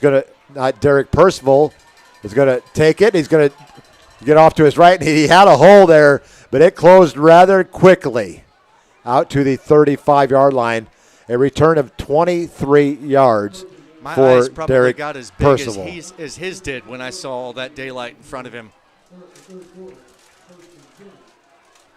So the Raiders will take over 1st and 10 on a very wet and soaked Raider field, and it's starting to show its dark colors here, Robbie. Mm-hmm. Chambers bringing the offense back out. DeCourt in the backfield with him. Percival and Marshall to the near side. Looks like Robus to the top of the screen. Ball in probably Marshall's going to go in motion. Chambers going to roll out to his left. He's got a receiver open. Robus cutting across from the far sideline, but it's going to be a couple of yards over his head and incomplete. well defended by Tate's Dwayne Clark, junior linebacker. 10 of 16 for 89 yards and a score for Kyle Chambers. Going to bring up 2nd and 10 for the Raiders from their own 35. Just underway here in the second half, I should say. 14 seconds in, 2014 Navarre. District 1 7A football here on IrishBillSports.com. Hardy goes in motion into the left slot. It's going to be a handoff to the court. He's going to cut back, and he's going to gain 1 yard out to the 36 and bring up 3rd and 9. 30 yards on 10 carries for DeCourt. Actually, they're going to spot it right at the line of scrimmage, so 3rd and 10, no gain.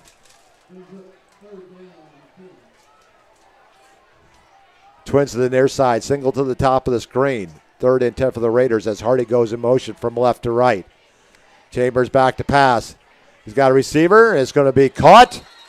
Percival's going to come back to catch the ball at the 35, maybe the 36, and that's going to be enough for a Raider first down. Got the first down by a solid yard. Needed to get to the 45-yard line, got to the 46. 5th catch of the night for Percival for 77 yards and a touchdown. 1st and 10 Raiders from their 46. It's going to be a handoff to the court off right tackle. He's going to get out to the 49-yard line. The ball sniffed the midfield stripe, but it didn't stay there very long, and it's going to be backed at the 49, gain of 3. First downs for the Raiders here on the night. 2nd and 7. Actually, yeah, let's give it 2nd and 7. Trips to the far side, single to the near side. Harvey goes in motion from right to left. It's going to be a handoff to the court. He's going to get back to the line of scrimmage and into Aggie territory down to the 48-yard line. Nice little run to get what he could. Made at least 2 cuts just to get that.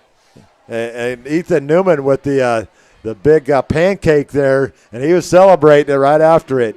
So it's going to be another gain of 3, so that's going to bring up 3rd and 4 for the Raiders at the Aggie 48-yard line. 9:50 on the clock, 2014 Navarre here in the second half.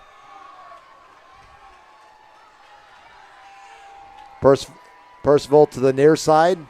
Marshall and Robust to the top of the screen. Sebastian Melendez in the backfield to the right. He's going to send it to Hardy, but I think he's going to be a little bit short. He's going to be about a half yard short, but it's going to be a completed pass. So it'll be 4th and a half a yard.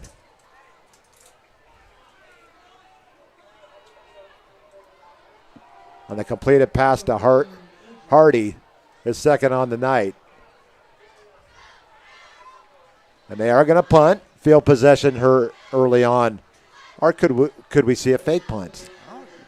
It's so close. I'm kind of hoping for the fake.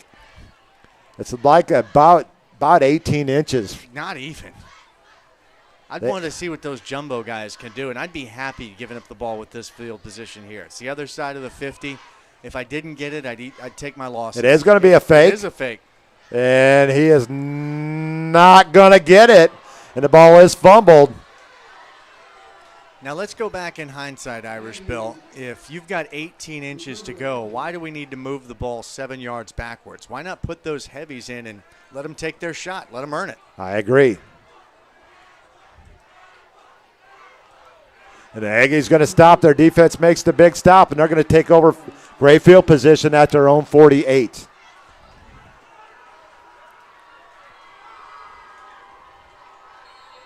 And with the wet turf as well, you might want to go under center on that. Mm-hmm. But I knew Tate knew that they were going to go for it. 1st and 10 for the Aggies from their 48. 8:35 on the clock. 2014 Navarre here in the 3rd quarter. A high snap. And Ward O'Brien's just going to get down on it Well, there's our punt, Irish Bill. That takes him back to the 39.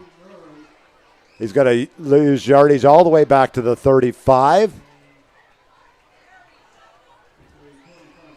And that's going to be a loss of 12.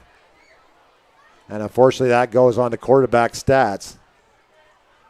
It's going to bring up 2nd and 22 for the Aggies from their own 35. 8:04 on the clock here in the third. O'Brien in the pistol. Back to pass. He's got a receiver across the middle. Comes back and a nice completion there. First one on a night for Carmelo Campbell. Going to give it to him at about the 45-yard line. It's going to be a gain of 10 to Campbell. It's bringing up third and a long 12.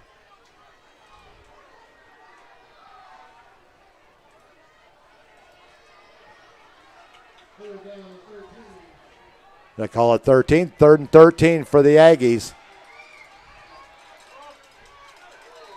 Throwing again and right right through his incomplete. receiver's hands. And Colston has a few words for Mr. Crowder. And Whitehat steps in between the two of them. And that's going to be incomplete, so it'll be a punt for the Aggies. So Navarre officially has not punted on the night so far.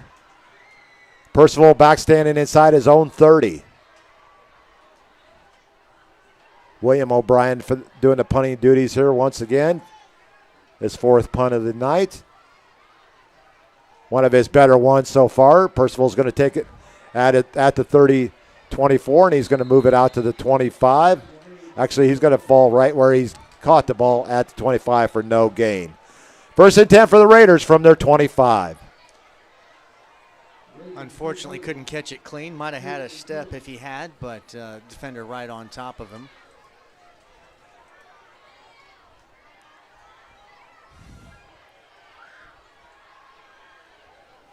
So first and 10 coming up for Navarre from their own 25. Best punt of the night for O'Brien. Chambers brings the offense back out. First and 10. 7:16 on the clock. 2014 Navarre. It's going to be head off the court. Off right tackle. He's going to get a couple of yards out to the 27. Bring up a second and 8. You know, that was a quick 3 and out for Tate. I wonder what kind of breath this Tate defense has in them right now. Because the Raiders mainly held the ball for the last 6 minutes of the first half when they scored their two touchdowns. And Navarre's been keeping them out on the field there. So good point, Robbie. Second and 8 for the Raiders from the 27. Quick hitter to Percival. He takes a big hit and an incompleted pass. Nice play there by Demetrius Powell. Knocks the ball loose, and it's going to bring up third and 8. 12 of 19 passing on the night for 103 yards for Chambers.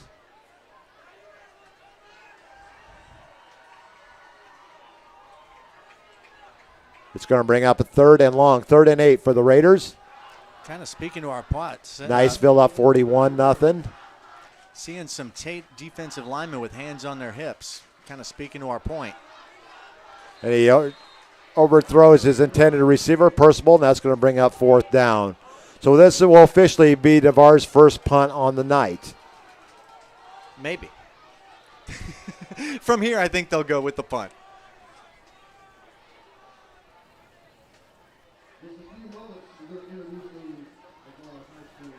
The text here, let me know when you text in, let me know who you are so I can give you a shout out.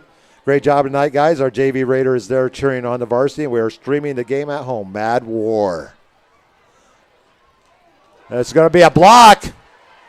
And Tate's going to get great field position at the Raider 10 on the block punt.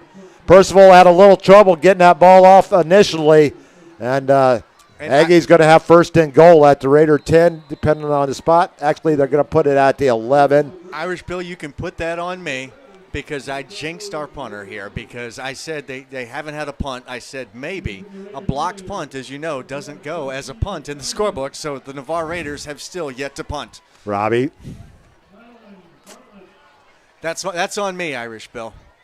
We're about ready to take your headphones away. So Aggie's going to have great field position at the Raider 11 on the block punt.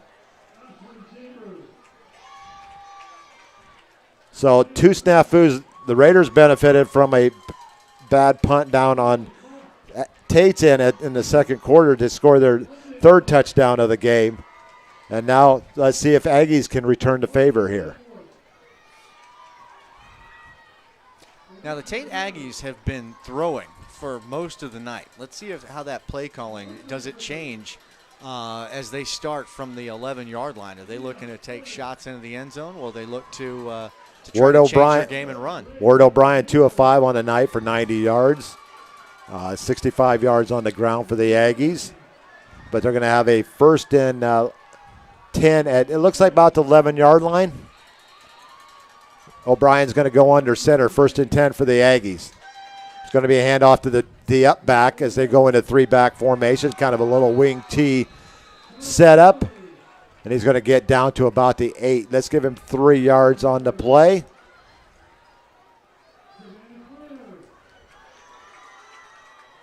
And I believe that was Colston on the carry, the up back. He's going to get 3 to bring up 2nd and 7 at the Raider 8. Clock down to 6:14 here in the 3rd, 20-14 Navarre. It's going to be a handoff to the deep back. Colston once again, he's going to get down to about the 5, down to the 4. So we'll bring up 3rd and 3. Gain of 4 for Colston on 2nd down. They're going to spot the ball right on the 4-yard line, Robbie. I think this is a winnable situation for the Navarre defense. You got to stop them on this play. Let's try to force them to a field goal here. 3rd and 3 at the Raider 4. It's going to be a handoff to the deep back. And as Mr. Jackson, doesn't look like he has the 1st down, but I'm sure he is close to it. Now bring up 4th and about 1.5 yards.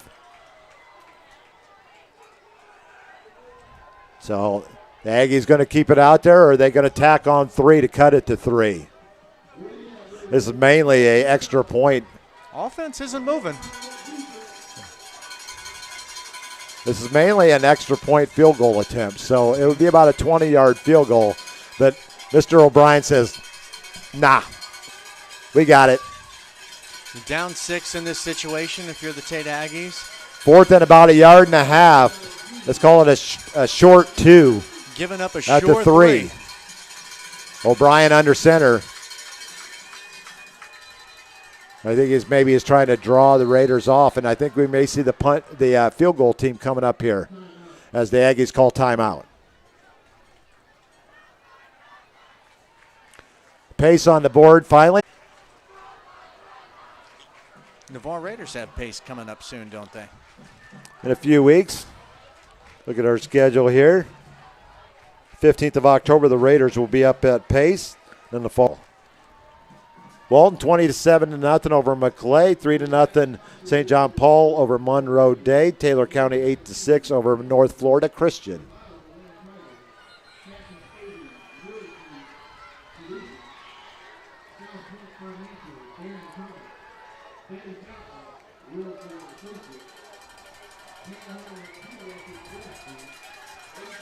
Oh, here we go. Offense is back bringing on the field. offense back on the field. Nope, here comes the kicker. William O'Brien is going to take the kick from holder Ward O'Brien. Luck of the Irish. I was thinking it, Bill. I was going to let you say it. But no, they send the kicker back to the sideline. It's 4th and 2 for the Aggies. They go into wing T formation. Colston and Jackson in the backfield. It's going to throw to the pitch back, and the Raiders defense is going to step up, and the Raiders offense comes back onto the field. A big defensive stand for the Raiders. The key to that situation, Bill, was to break it down piece by piece, down by down, one down at a time, and the Navarre Raiders won each one of those positions. So the Raiders going to take over deep in their own end of the field. But they actually got a 2-yard loss on that play, so they're going to get the ball at their 5. Normally, Irish Bill, a team starts at the 11-yard line. You think that's a daunting situation. It's almost automatic that they're going to score. But you break that down by down, piece by piece, and the Navarre Raiders were able to find a situation they could win. Now they get the ball back deep in their own territory. Hunter Feaster back in. He's going to hand off to Melendez. Melendez going to get back to the line of scrimmage and no more.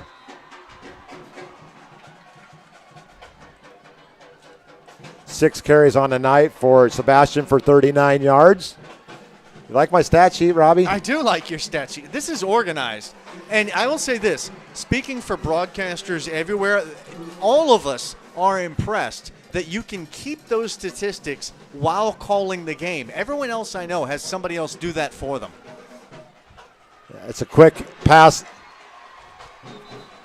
to Terrence Marshall. He's going to get back to the line of scrimmage, maybe gain a yard before he's tackled by the whole city of Gonzales.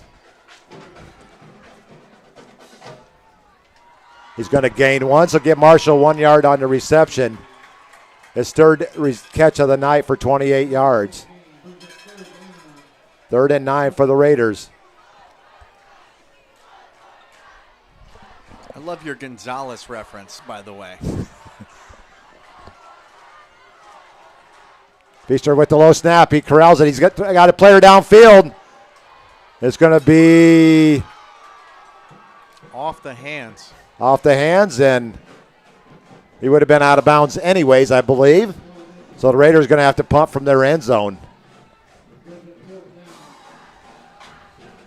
Derek Percival coming out to, don't say it. Bite your lip. I'm keeping my mouth shut on this one, Irish Bill. But again, I call this situation a win. We are punting from the Navarre Raiders end zone, but that is better than the Tate Aggies having points on the board. Should be great field position for the Aggies coming up unless Percival really gets a hold of one here. One of his better punts, and it's gonna go over the head of the Tate return man and into Aggie territory down to the 49-yard line. So it's going to be a 45-yard punt for Percival out of his own end zone. I'll let you make the special teams predictions from now on because, yeah, he got a hold of one. No scoring here in the second half so far. So Navarre has maintained their 20-14 lead that they took to the half. So a 45-yard punt for Percival, and that gets the Raiders out of their own end. Aggies 1st and 10 from their 49 with 3:05 on the clock here in the third, trailing 20-14. O'Brien in the pistol. A quick hitter to the outside to Colston.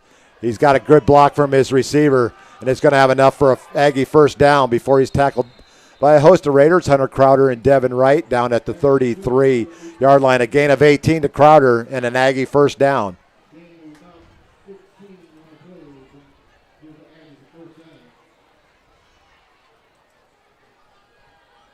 Joe messaging in that South Walton is ahead of Baker 42-35. That must be a great game. That was the Aggies' first down since the first quarter. But they're down at Raider territory, down at the 33. And it's going to be intercepted. The Raider defense steps up again. See who came down with that. Was that 22, Percival? And it was Percival with the interception. The receiver had gotten behind Percival, but the ball was a little bit underthrown and set up the interception, and the Raiders will take over at the first turnover of the ball game.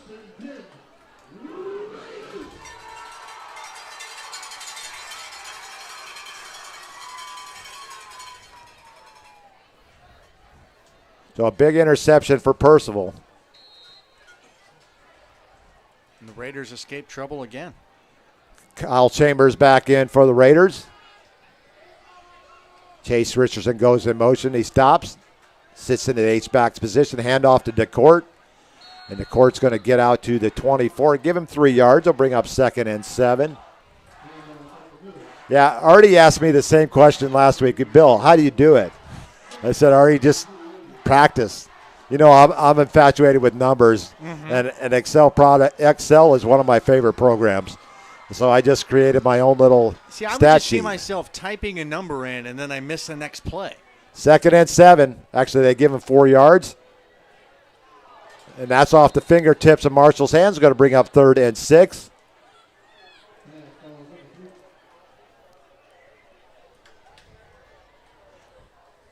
Marshall looked a little tentative going across the middle there. He's caught a few across the middle and paid for the result. Pace on the board again, 41-13. 3rd and 5. Let's call it 3rd and a short 6. Chambers going to roll out to his left. And it's going to almost hit. Great speed by the defender. The safety come up there. That was Warren Henke, and he almost had an interception himself. You know, I saw that South Walton score 42-35 over Baker. You know what I just realized is of course, shout out to Coach Phil Tisa for the South Walton Seahawks. But you know who's been working with him lately? The master of the air raid, Coach Scott Preston. Really? Has been out there with the South Walton Seahawks. So when I see the score of 42-35 and nobody playing defense, I know who to think of, Coach Scott Preston. Percival back to punt for the second time. See if he can build on that 45-yarder.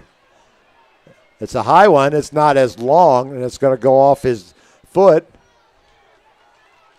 And the Tate coach is trying to mark it where there is a player down, and it looks like a cramp back at about the 16-yard line. Ball is going to go out of bounds, so Tate should have good field position at the Raider 40. Yeah, in a game where 12 touchdowns have been scored, you can usually count on Coach Scott Preston to be close by. Well, South Walton scores a lot with that pass attack that they have, led by Kemper Hodges and D1 Talent and Pierce Sperling, and another wide receiver led the state in receiving and yardage last year with Cade Roberts. What an offensive tandem that they have there in those three. And if you haven't seen Kemper Hodges, this guy is built. And he scores a lot of touchdowns on the ground. No, I'm not talking about you, Bob. You're not. You're built, but I'll leave it there. I have actually met Kemper about a year ago. I got to meet him last year. But we are in a timeout here. Actually, we are change of possession. And Tate will have the ball at the Raider 40 with 1:38 on the clock, trailing 20-14. Now, Bill, tell me who are these guys in the yellow T-shirts, this Raider Navy? Who are these guys? That would be our junior ROTC. Every time that there is a point scored, they run down to the end of the field and do push-ups for every point that's been scored. Sort of like Bucky Badger when Wisconsin scores, Bucky goes down there and does push-ups. Yeah, and you know. But you know there's more than one Bucky. I'm sure. They do this at the Notre Dame games, too. Don't they get the guy up on the thing that looks like a wooden door, and the cheerleaders all lift him up, and the mascot, what is he, the leprechaun for Notre Dame, doing push-ups after the scores? 1st and 10 for the Aggies at the Raider 40. Ward O'Brien in the pistol. He's going to hand off to the only back there, Luke Jackson. He's got a big, tough run down to the Raider 35, a gain of 5.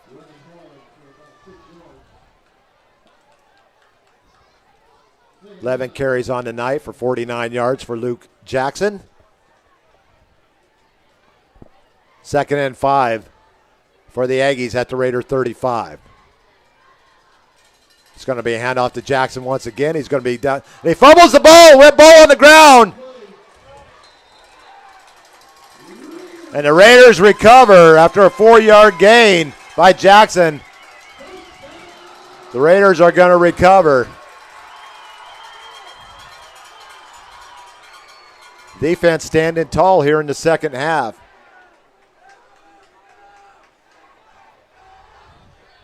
Trying to see who came up with that fumble recovery. I think that was Deuce Ned. So the last 3 possessions for the Tate Aggies, the Navarre defense has managed a goal line stand, an interception, and a fumble recovery. It's not a bad third quarter. They'll take over on their, look like it's about just outside the 20 at about the 22-yard line. 1st and 10 Navarre. 1:05 on the clock here in the third. It's going to be a pitch to DeCourt. Night defensive pressure there on the outside by the Aggies. And he's going to get back to the line of scrimmage. Pursued there by Zach. You're going to love this name, Zach Van Skyhawk. I love it. And it's going to be a loss of 1 on the tackle for loss by Van Skyhawk. Sounds like an action movie. 2nd and 11 for the Raiders. Both defenses taking over here in the second half. There's going to be a pass across the middle, and his receivers are not putting much effort. I know that was a little high, but waving at the ball as it goes by you is not giving it much effort. Not effective.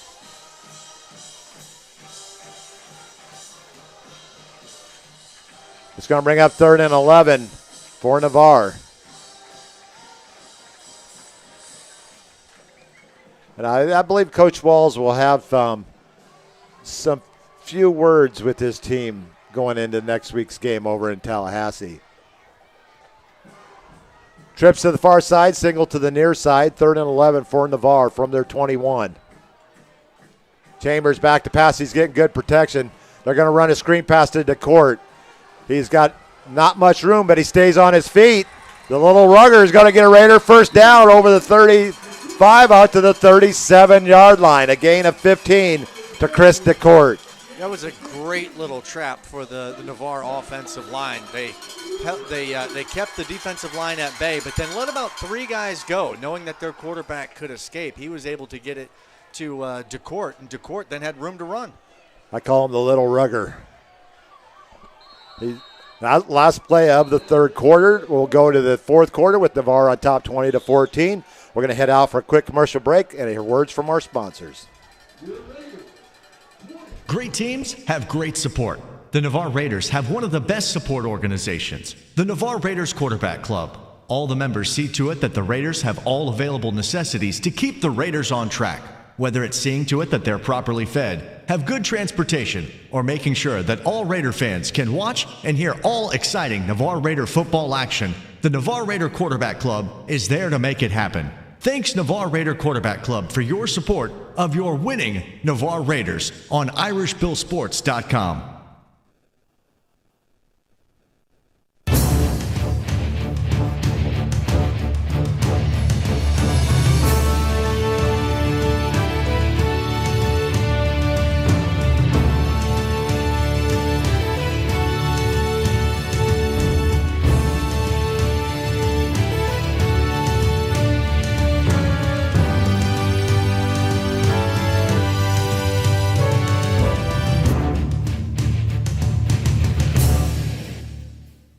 Back to action as we get ready to start the 4th quarter. 20-14, Navarre on top. 1st and 10 for the Raiders from their 38.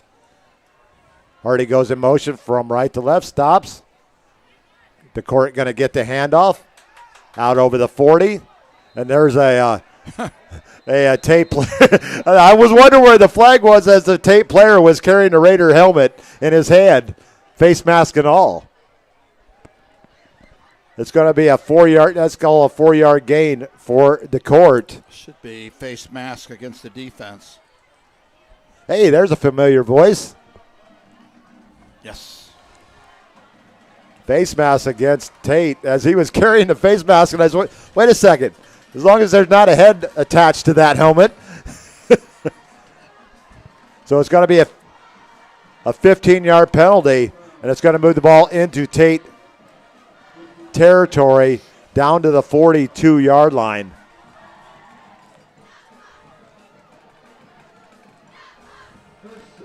First penalty of the second half for either team. 5 by both in this ballgame. 1st and 10 Raiders at the Aggie 42. 12 first downs for now for the Navarre Raiders. It's going to be Chambers on the keeper. He's going to get inside the 40, and he's going to be stood up right there at the 38, call it the 39-yard line.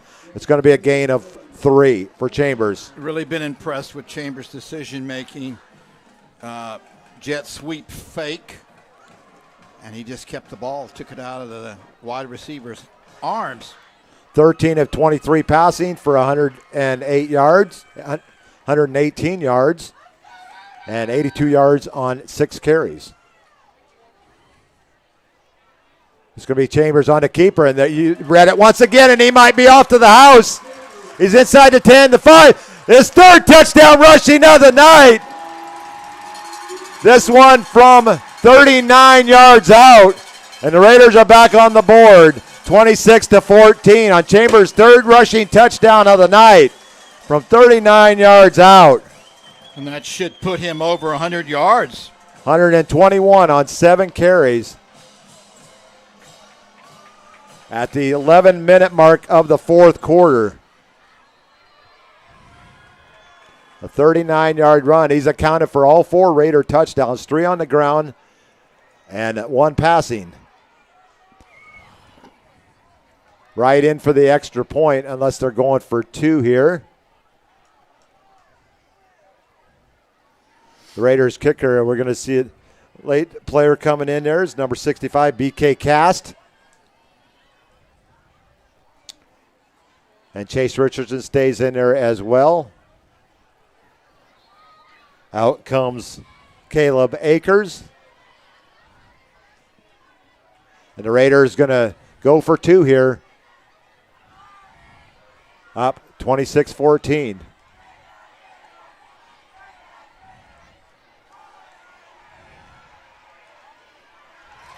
And it's going to be Chambers to Marshall on the 2-point conversion. The Raiders have stretched the lead out to 14. To roll out to the right. Option play. 28-14 Navarre. Again, good decision making by Chambers. Marshall had run a corner route and then just changed it and came back to the play. 2-point conversion is good. And as Bill mentioned, Navarre stretches their lead. The Gators have gone ahead with 2 touchdowns. I don't know how much time remaining. 49-42. What a game up in Baker tonight. 28-14 here, 41-13 up in Pace.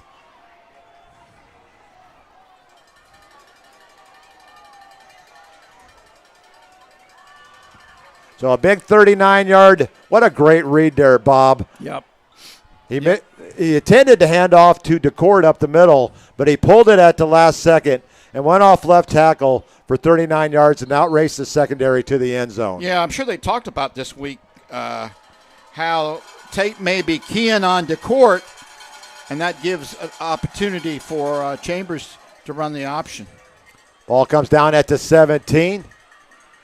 Oh, and a big hit. Woo. I don't know who got that first hit, but that was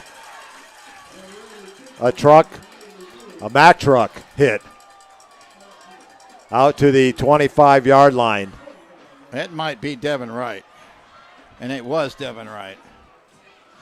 And Derek has been putting all those in about the same spot down there. Filling in for the injured Taylor Gardner.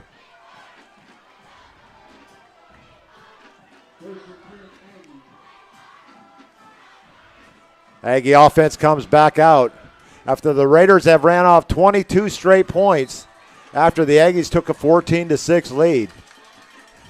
O'Brien in the pistol. Colston goes in motion from the right slot, left slot, and he's going to take the handoff, still on his feet. Going to get back to the line of scrimmage, may lose 1. And the tackle there by LeBron McKinney. Y'all mentioned about the third quarter and time possession. Robbie pointed out how much Tate had controlled it, but did not take advantage of it. They fumbled the ball and then had an interception. So it's going to be a 1-yard loss, 2nd and 11. O'Brien's going to throw off here. Nice completion. He's got his receiver out in the right slot, out in the right flat, and it's going to be caught out there by Jackson. And it's going to be completed. Looks like enough for where they're going to. He stepped out of bounds at about the 33-yard line. Yes. So it's going to be a gain of 8 to Jackson, his first catch of the night. Tackler, but he's going to lose 5 all the way back inside the 30, back to the 29. Great defensive pursuit by the Raider front seven. Looked like Austin Wright, a defensive back, came up with the assistants to clean the play up. And that's going to bring the punt team back out for the Aggies. William O'Brien.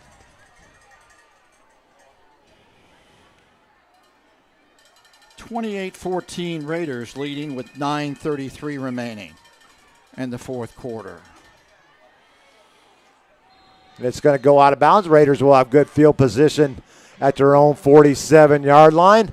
The 28-14 lead with 9:25 to go on the clock. You're listening to IrishBillSports.com. Irish Bill with Seminole Bob, and we've been alternating back between Bob and Robbie, between the cameras and the mic, and hopefully you've enjoyed the game thus far. Final, Niceville 41, Pace 13.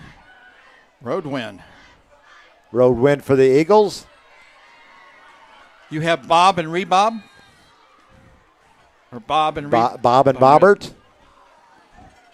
First and 10 for the Raiders from their 47 with 9:25 on the clock.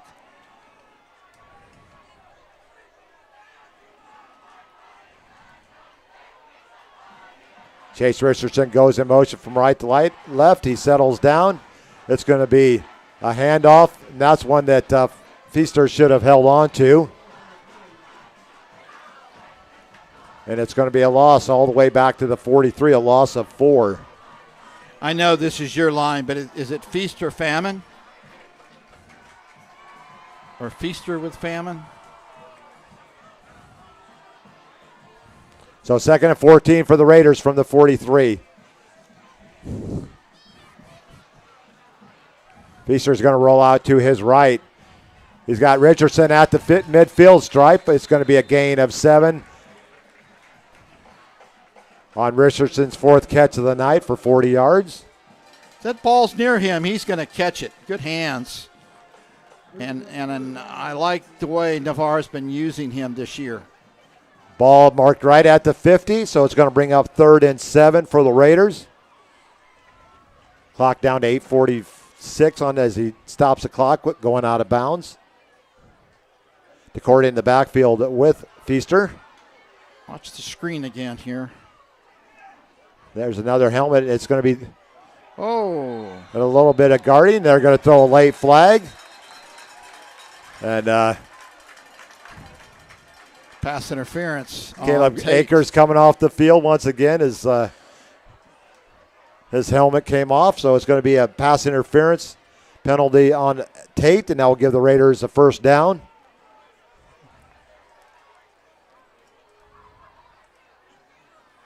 Turnovers and penalties in the second here late in the third and early in the fourth quarter.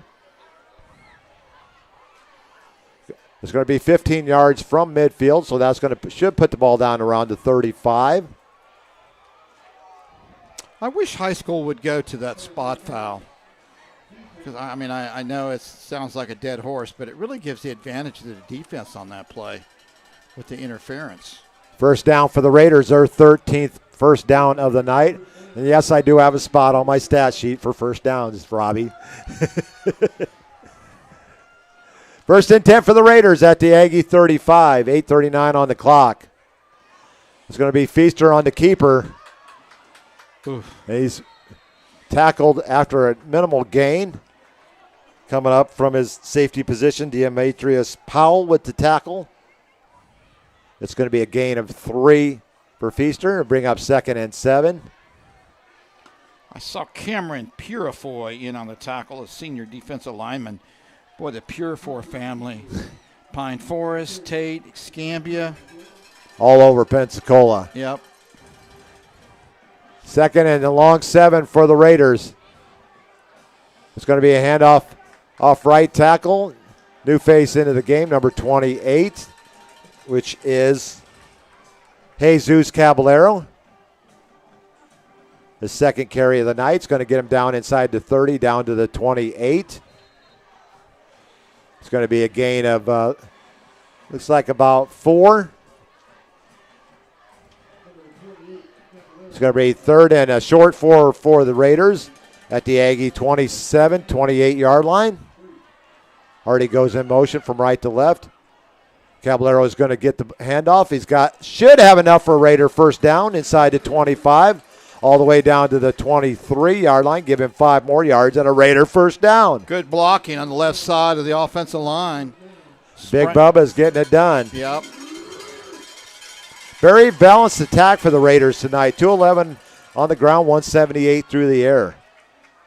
First and 10 for Navarre at the Aggie 23-yard line. It's going to be handoff to Caballero once again. He's going to get back to the line of scrimmage. Maybe pick up 1.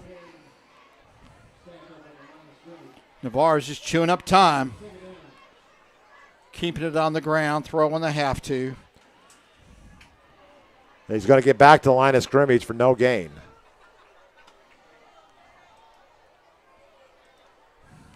Second and 10 for the Raiders at the Aggie 23. 28-14 with 6:45 on the clock and moving here in the fourth quarter. Mr. Official calls timeout.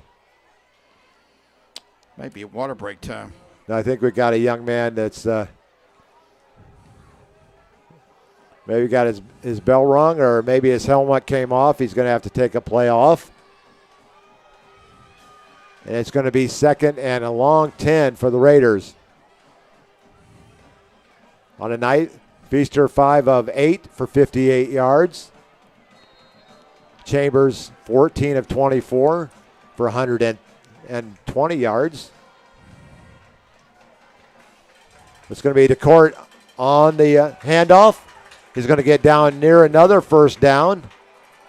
Looks like he's going to be about a yard short down to the 25. Give him 8, bring up 3rd and 2.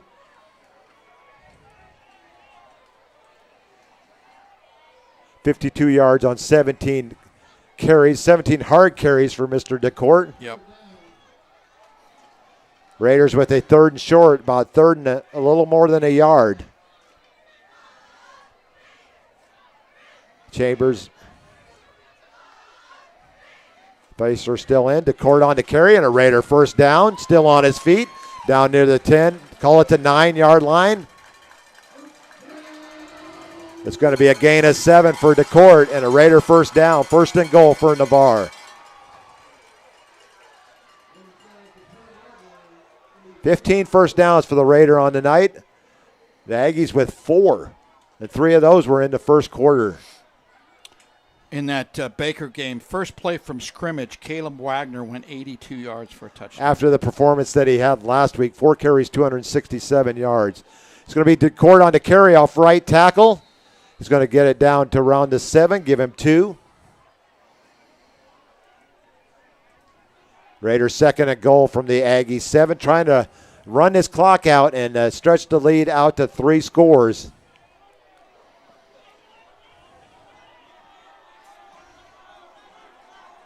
Raiders will be on the road next week as they head to Tallahassee to take on Leon at Gene Cox Stadium.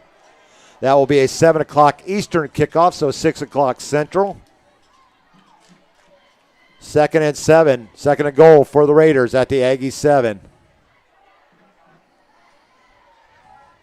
It's going to be DeCourt off right tackle. He's still on his feet, down inside the 5, down to the 3. Give him 4, and he'll bring up 3rd and goal from the 3. Scambia leading Washington 24-21 in the third quarter. Good game there. Gulf Breeze and Milton knotted up at 21 in the fourth quarter. Excellent games going on tonight.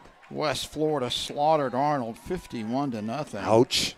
Choctaw over crosstown rival Fort Walton 28-6. They're going to bring in an extra lineman here and a couple of the jumbo package, and we're going to set up with Caballero, Lemmy Wilson in the backfield, along with Sebastian Melendez.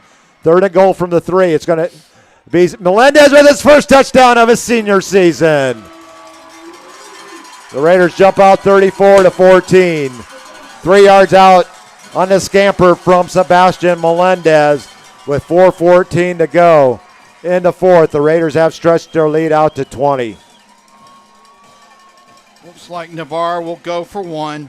Great blocking by the Bubbas that whole series as Navarre kept it on the ground. Chewed up, oh goodness, probably at least 5.5 minutes. Right in for the extra point. Successful on his first. Let's see if he can get this one in there. We're going to have offsides against Tate.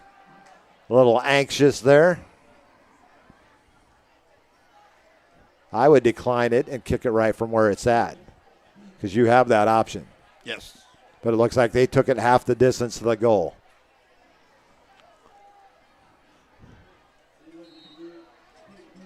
This would be Devin Wright's first extra point. His older brother Dante had quite a few. Kick is up and kick is good. How about that? Good follow through. The Raiders stretch their lead out to 35-14. Brady Ham will be proud of that kick. And as we're going to head into a water break, I believe. 4:14 on the clock. The Raiders have jumped out to a 35-14 lead with 15 here in the fourth quarter. Bluntstown really jumping all over Freeport. I believe it was 55-14 in the fourth quarter.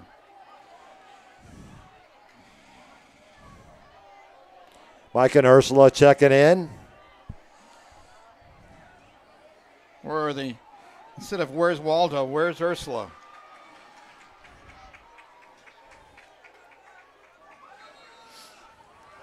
Julie Prevette watching in for broadcast. Great job. Thanks, Julie.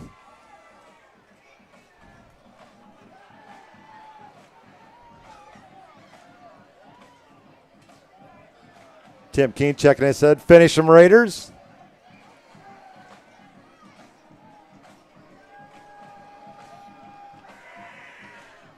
Mosley polished off Lincoln 42-14.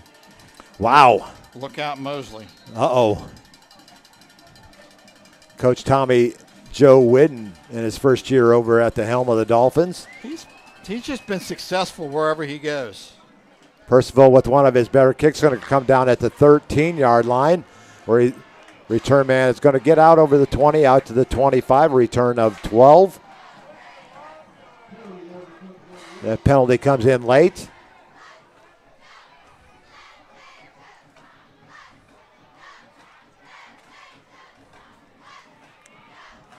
Not sure what the flag on the play. There's a hanky on the field. And it's yellow. It looks like they're pointing towards Navarre, so I'm not sure what the penalty is. Here we go. Dead ball foul. Personal foul against Navarre. We'll give Tate an additional 15 yards. Walton handled McClay tonight 34-6. Wakulla came back and edged Godby 10-9 at home. That is Navarre's first penalty of the second half. 6 in the ball game for 60 yards. Tate with 6 as well for 50 yards. First and 10 Aggies from their 44. O'Brien in the pistol. Looking to pass. Got a receiver wide open inside Raider territory down to the 45. A big hit by Marvin Sakdaland. Actually, no, that was number 26. That was actually Ian Sones on the tackle, but not before he gets, let's call it 9 yards. To Campbell, his second catch of the night for 19 yards.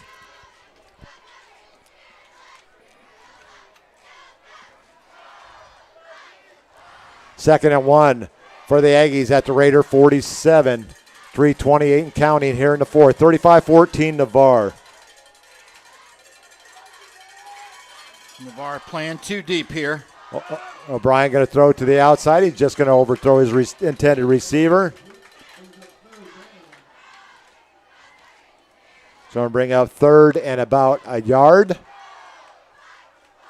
5 of 9 passing on the night for O'Brien for 125 yards and a score.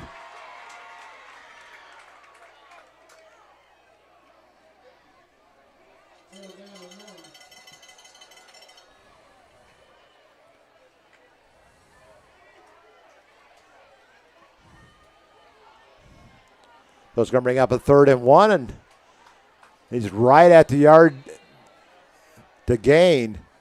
Depending on the spot, it looks like it's enough for a first down, Bob.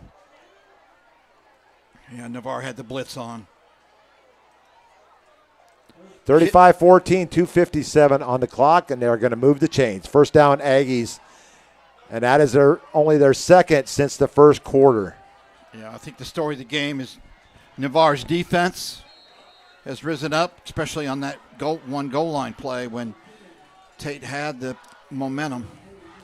First and 10 for the Aggies at the Raider 46. O'Brien back to pass. He's feeling pressured by the big man up front, Lemmy Wilson. I don't know if it's going to be intentional grounding or roughing the quarterback. I think he's going to throw roughing the quarterback. That was not Wilson. That was 93, Fashad Woodbury. Intentional grounding. Good call, Bob. Yeah. Lost it down. Yeah, I watched a little NFL football, and boy, oh boy, I mean, the quarterbacks might as well be in like a plastic bubble. The defender hits him any kind of thing, and you saw roughing the quarterback. And that's 10 yards back from where it happened, so it's a big loss all the way back to the 40. So they need to get down to the 36. So he tried to hit his receiver on the far sideline out there, Elrico Tunstall, but it's going to fall incomplete, and it's going to bring up 3rd and 26.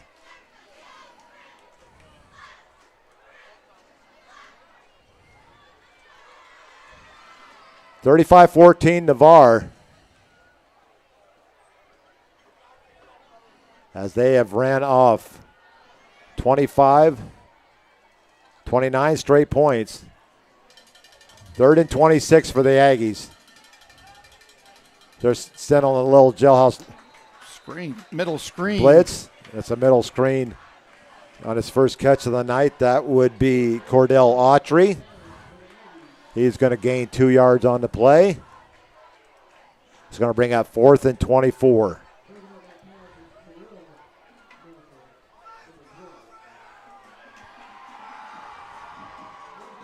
.2:11 on the clock and running here in the 4th. 35-14 Navarre. The Aggies need 24.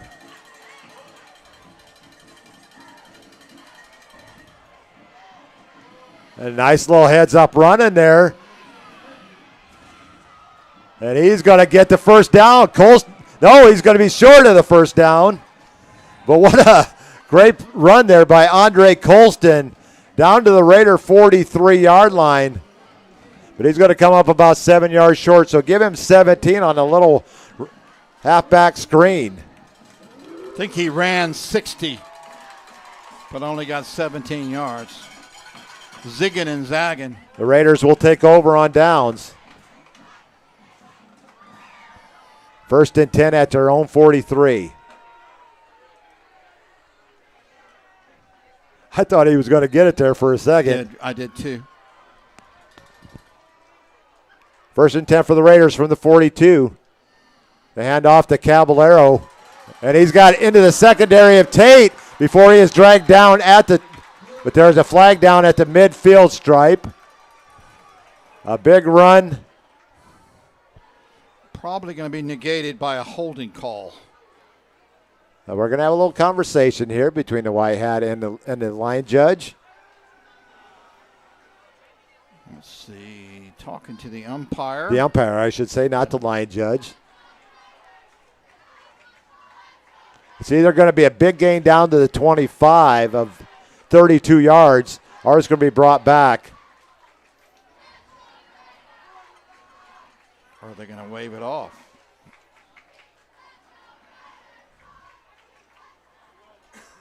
It's going to be a 32-yard gain, and the umpire is jogging down to the 25-yard line. So to get the ball back and place it there, or what do we?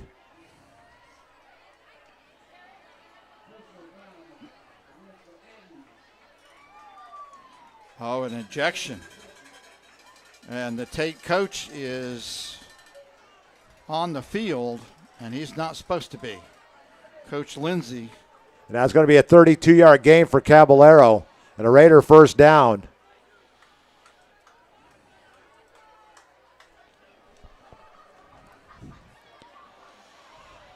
Yeah, when you cross the hash marks, you've kind of crossed the limit. That should have been a flag also on the coach.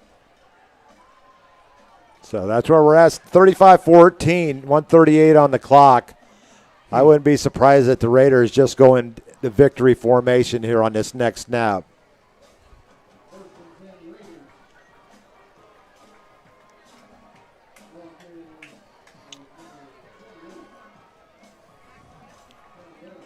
Holmes County, a surprising sneeze tonight, Bill, in the third quarter, 21-13. Chipley all over Vernon, 36-0. Pine Forest continues to make life miserable for Pensacola High, winning 41-0. West Florida wiped out Arnold, 51-0. And Baker wins 49-48. Wow. They must have went for two, I bet you. I bet you they did. Knowing Coach Teza, he won't leave anything in the bag. On the road, too. On the road, 49-48. What a game. You may see those two teams later. Well, actually, they're in different classifications. South Wilton in 4A now. That's right. 15-yard penalty tacked on to the 32-yard run by Caballero. Baker defending 1A state champs. There's a flag that comes flying in from the end zone. That will stop the clock at 1:32.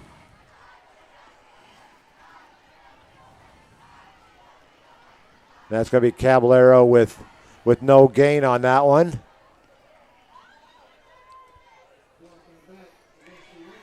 Illegal use of hands. So that's going to move it back 10 yards.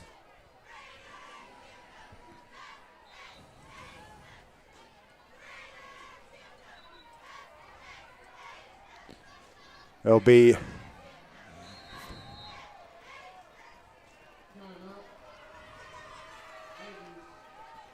Aggies take timeout. 35-14, Navarre out on top as they have ran off the last 29 straight points to take a 21-point lead. And time winding down here in the fourth, Bob, as we're down to a minute 32. Yeah, solid performance tonight from the Raiders. Did score. Didn't come out probably as fast as Coach Walls would have liked it, but because part of the first quarter and part of the second they were down. Tate just didn't come in here and say, we're just going to, call it in. They came to play, had some miscues and some penalties that hurt them on their drives. Well, we got Kyle Chambers' grandparents listening out in Wyoming. The Thomases checking in. Thank you. Thank you for tuning in every Friday night here on IrishBillSports.com. Enjoying their grandson's play tonight. What a game he's had. 100 yards through the air, 100 yards on the ground. Former offensive line coach for Navarre, Tom Lentz, played football at University of Wyoming. And also professional wrestler. He is. He was. Sure was, yes. Can't remember his go-by name. He may have been one of the Lord Humonguses. Okay.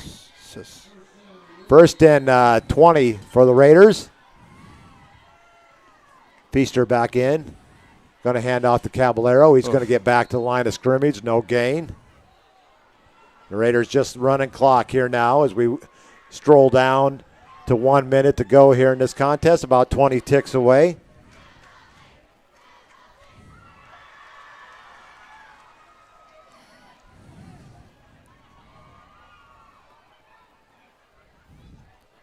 Feaster back in on a second and let's call it 2nd and 19. Clock down to 1 minute right now. Caballero is going to get back to the line of scrimmage. Actually, he's going to lose one. That might be the last play of the game, depending on when they spot the ball.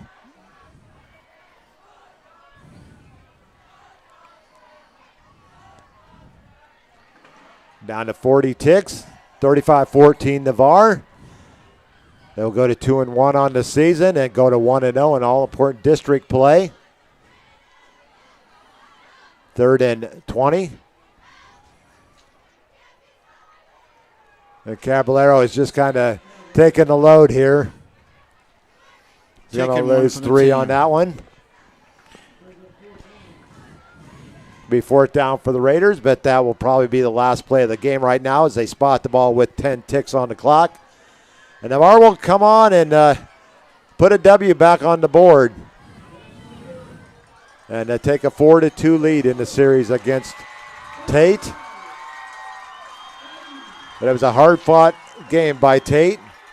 We're going to go ahead and take a break, and we'll come back with our final stats and our players of the game. This Irish Bill, Seminole Bob, and Robbie Shanks on IrishBillSports.com. We'll be back after this break.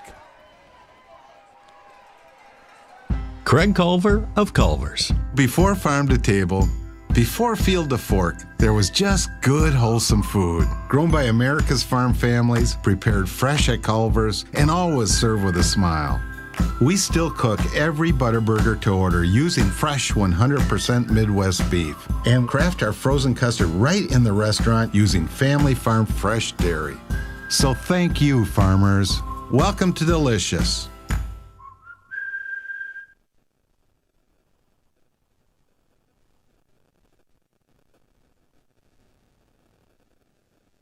Thinking about selling your property? Call Ursula Householder of Coldwell Banker Realty in Navarre now. The consultation is free, and Ursula uses the best tools the industry has to offer. Her years as a top producer, relocation specialist, and Florida military market specialist will help you get the desired result. If you are buying, Ursula's experience will help you make an informed decision to find the right home for you.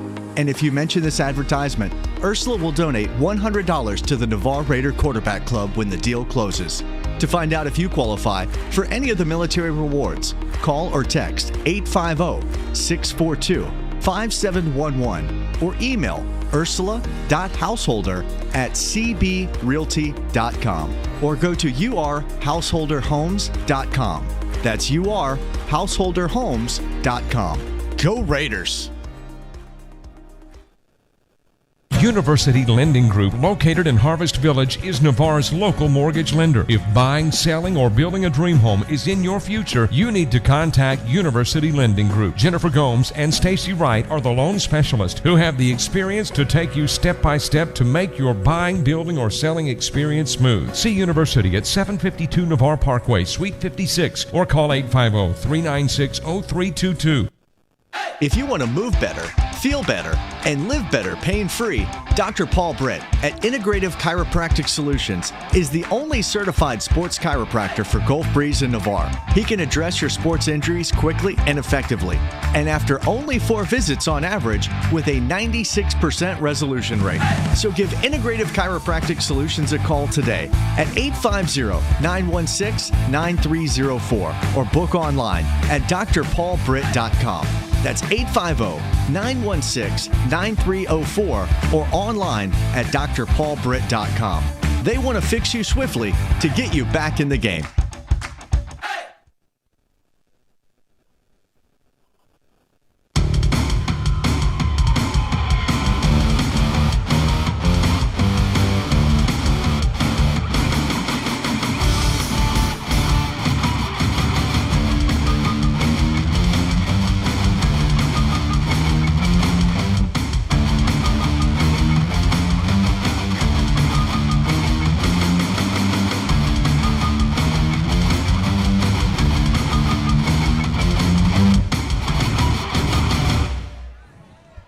Irish Bill and Seminole Bob back for a recap of tonight's Raider victory, 35-14. We want to thank all of our followers on YouTube, your YouTube chat.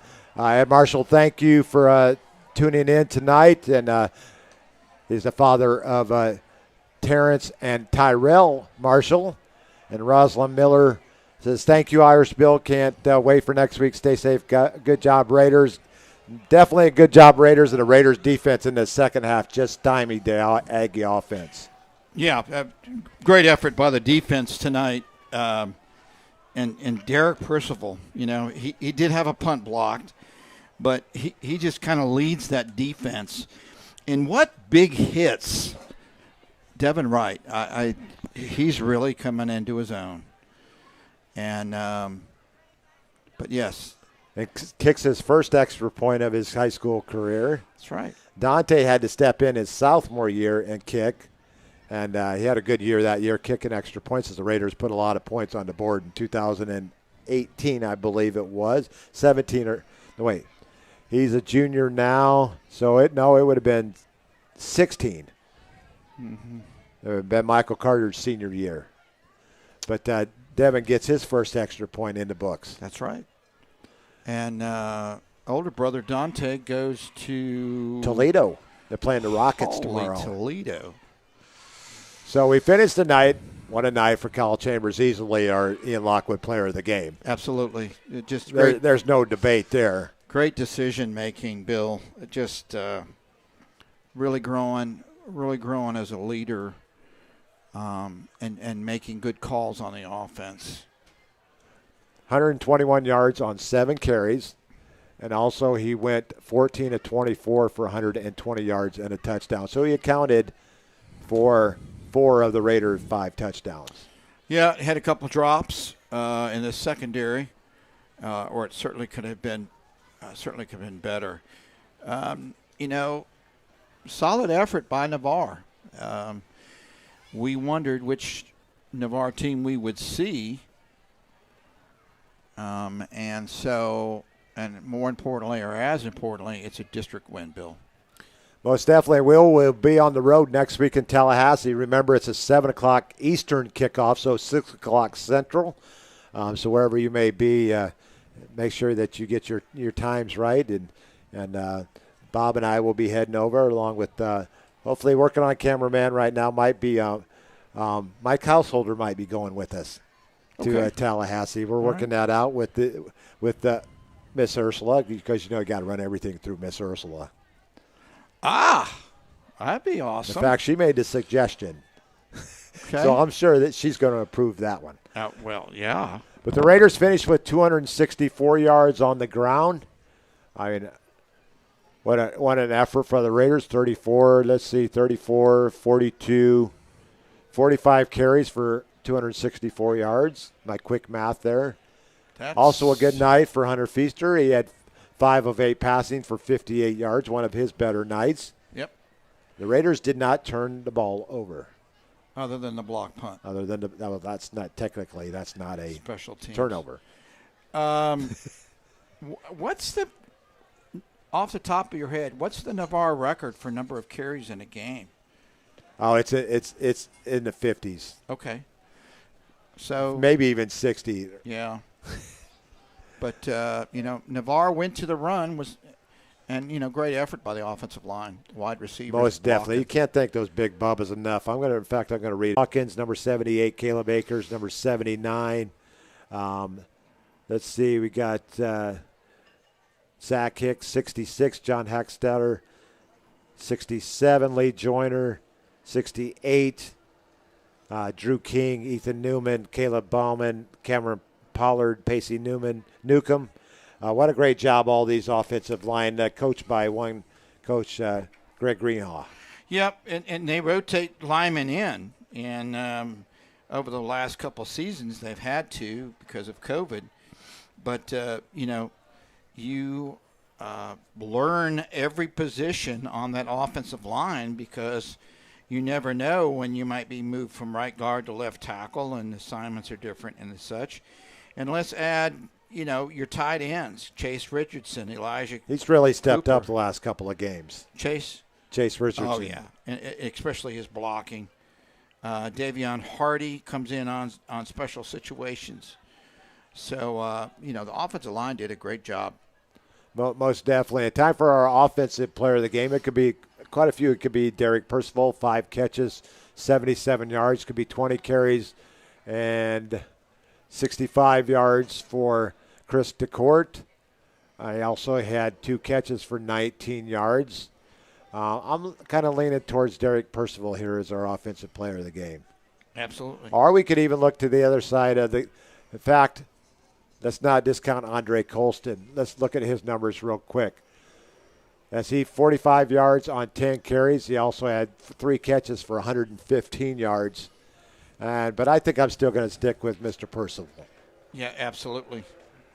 And you may not like my next pick as our defensive player of the game. I'm going with the whole defense. Oh, I agree.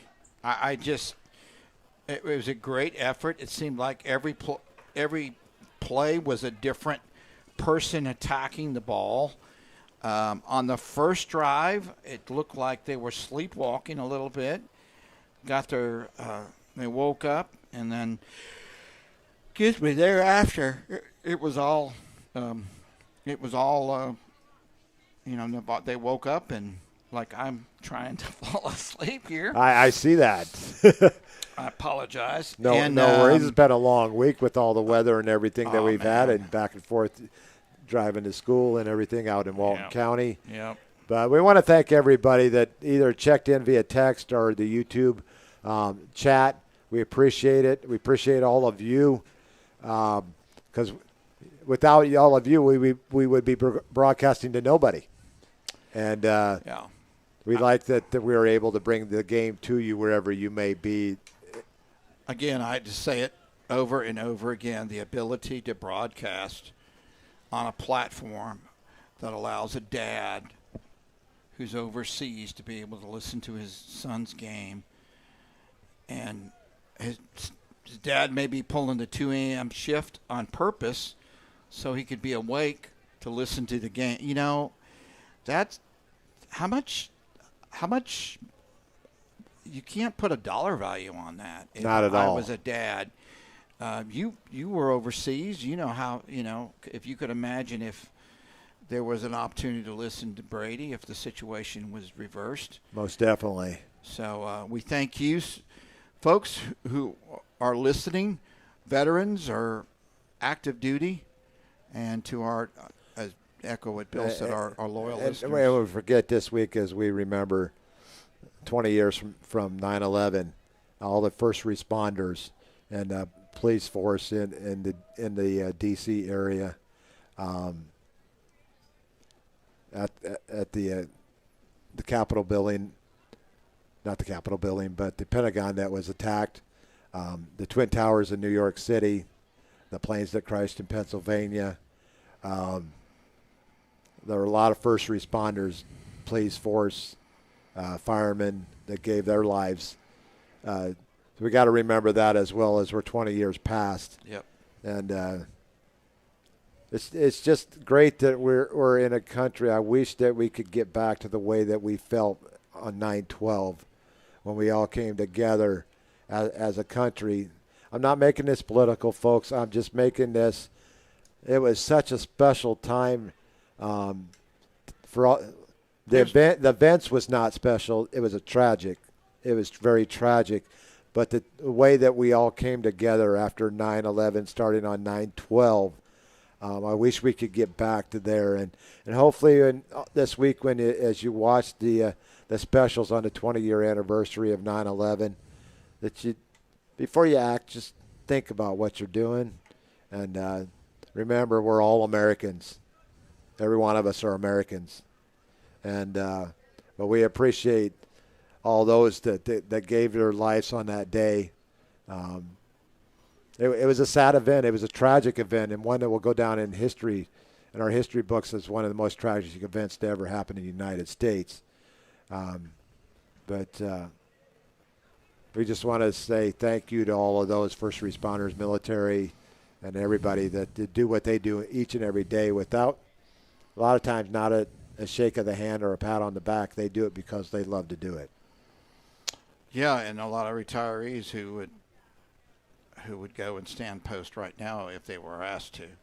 Most definitely. And you'd be one of them. I know. You'd be one of the first ones. I'm getting back in my fighting weight. I could go. I could probably fit back into my BDUs and my Blues again. Your BDUs. But we got to pick a special teams player of the game. I mean, a good night kickoffs filling in for Taylor Gardner was Derek Percival. Percival had. We got him as two offense. good We could change that out and make Derek our special teams player of the game, and Mr. Colston from Tate as our offensive player of the game. You like that? Yeah. Okay. Sure do. So we're going to move Derek down to our special teams player of the game. And on the short kicks, he gave them pretty good yardage.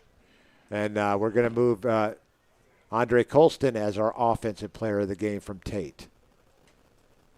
Well, that's going to wrap up another Friday night for you and me, Bob. And we got a lot of football coming up tomorrow. What's the game that you're looking at? Florida State, Wake Forest, obviously. Need that W. W, yeah. Norvell needs a W. We need a W. Purdue, Notre Dame. Without the big drum. Without the big drum. You know, just for old time's sake, remembering the past matchups of Nebraska and Oklahoma, it won't be much of a contest tomorrow. Auburn, Penn State. And that's going to be a big 6:30 kickoff tomorrow night. Don't forget. Alabama, Florida. And 1:30, 2:30 kickoff. I think it's a 2:30 kickoff. 15.5 point spread in that game for Alabama. I think it's going to be a little closer than that. But I still have Bama winning that game. Yeah, I do too. Now you want to call it a night, pack up things, and head on home? I have a pillow calling my name. I didn't know pillows could talk. Yours can. Must be a magic pillow. Well, for Seminole Bob, Robbie Shanks, this is Irish Bill. Once again, we hope you enjoyed tonight's game on irishbillsports.com. Have a great weekend. And until next Friday night from Tallahassee, may the wind ever be at your back. This is Irish Bill signing off. Good night, Navarre, and God bless.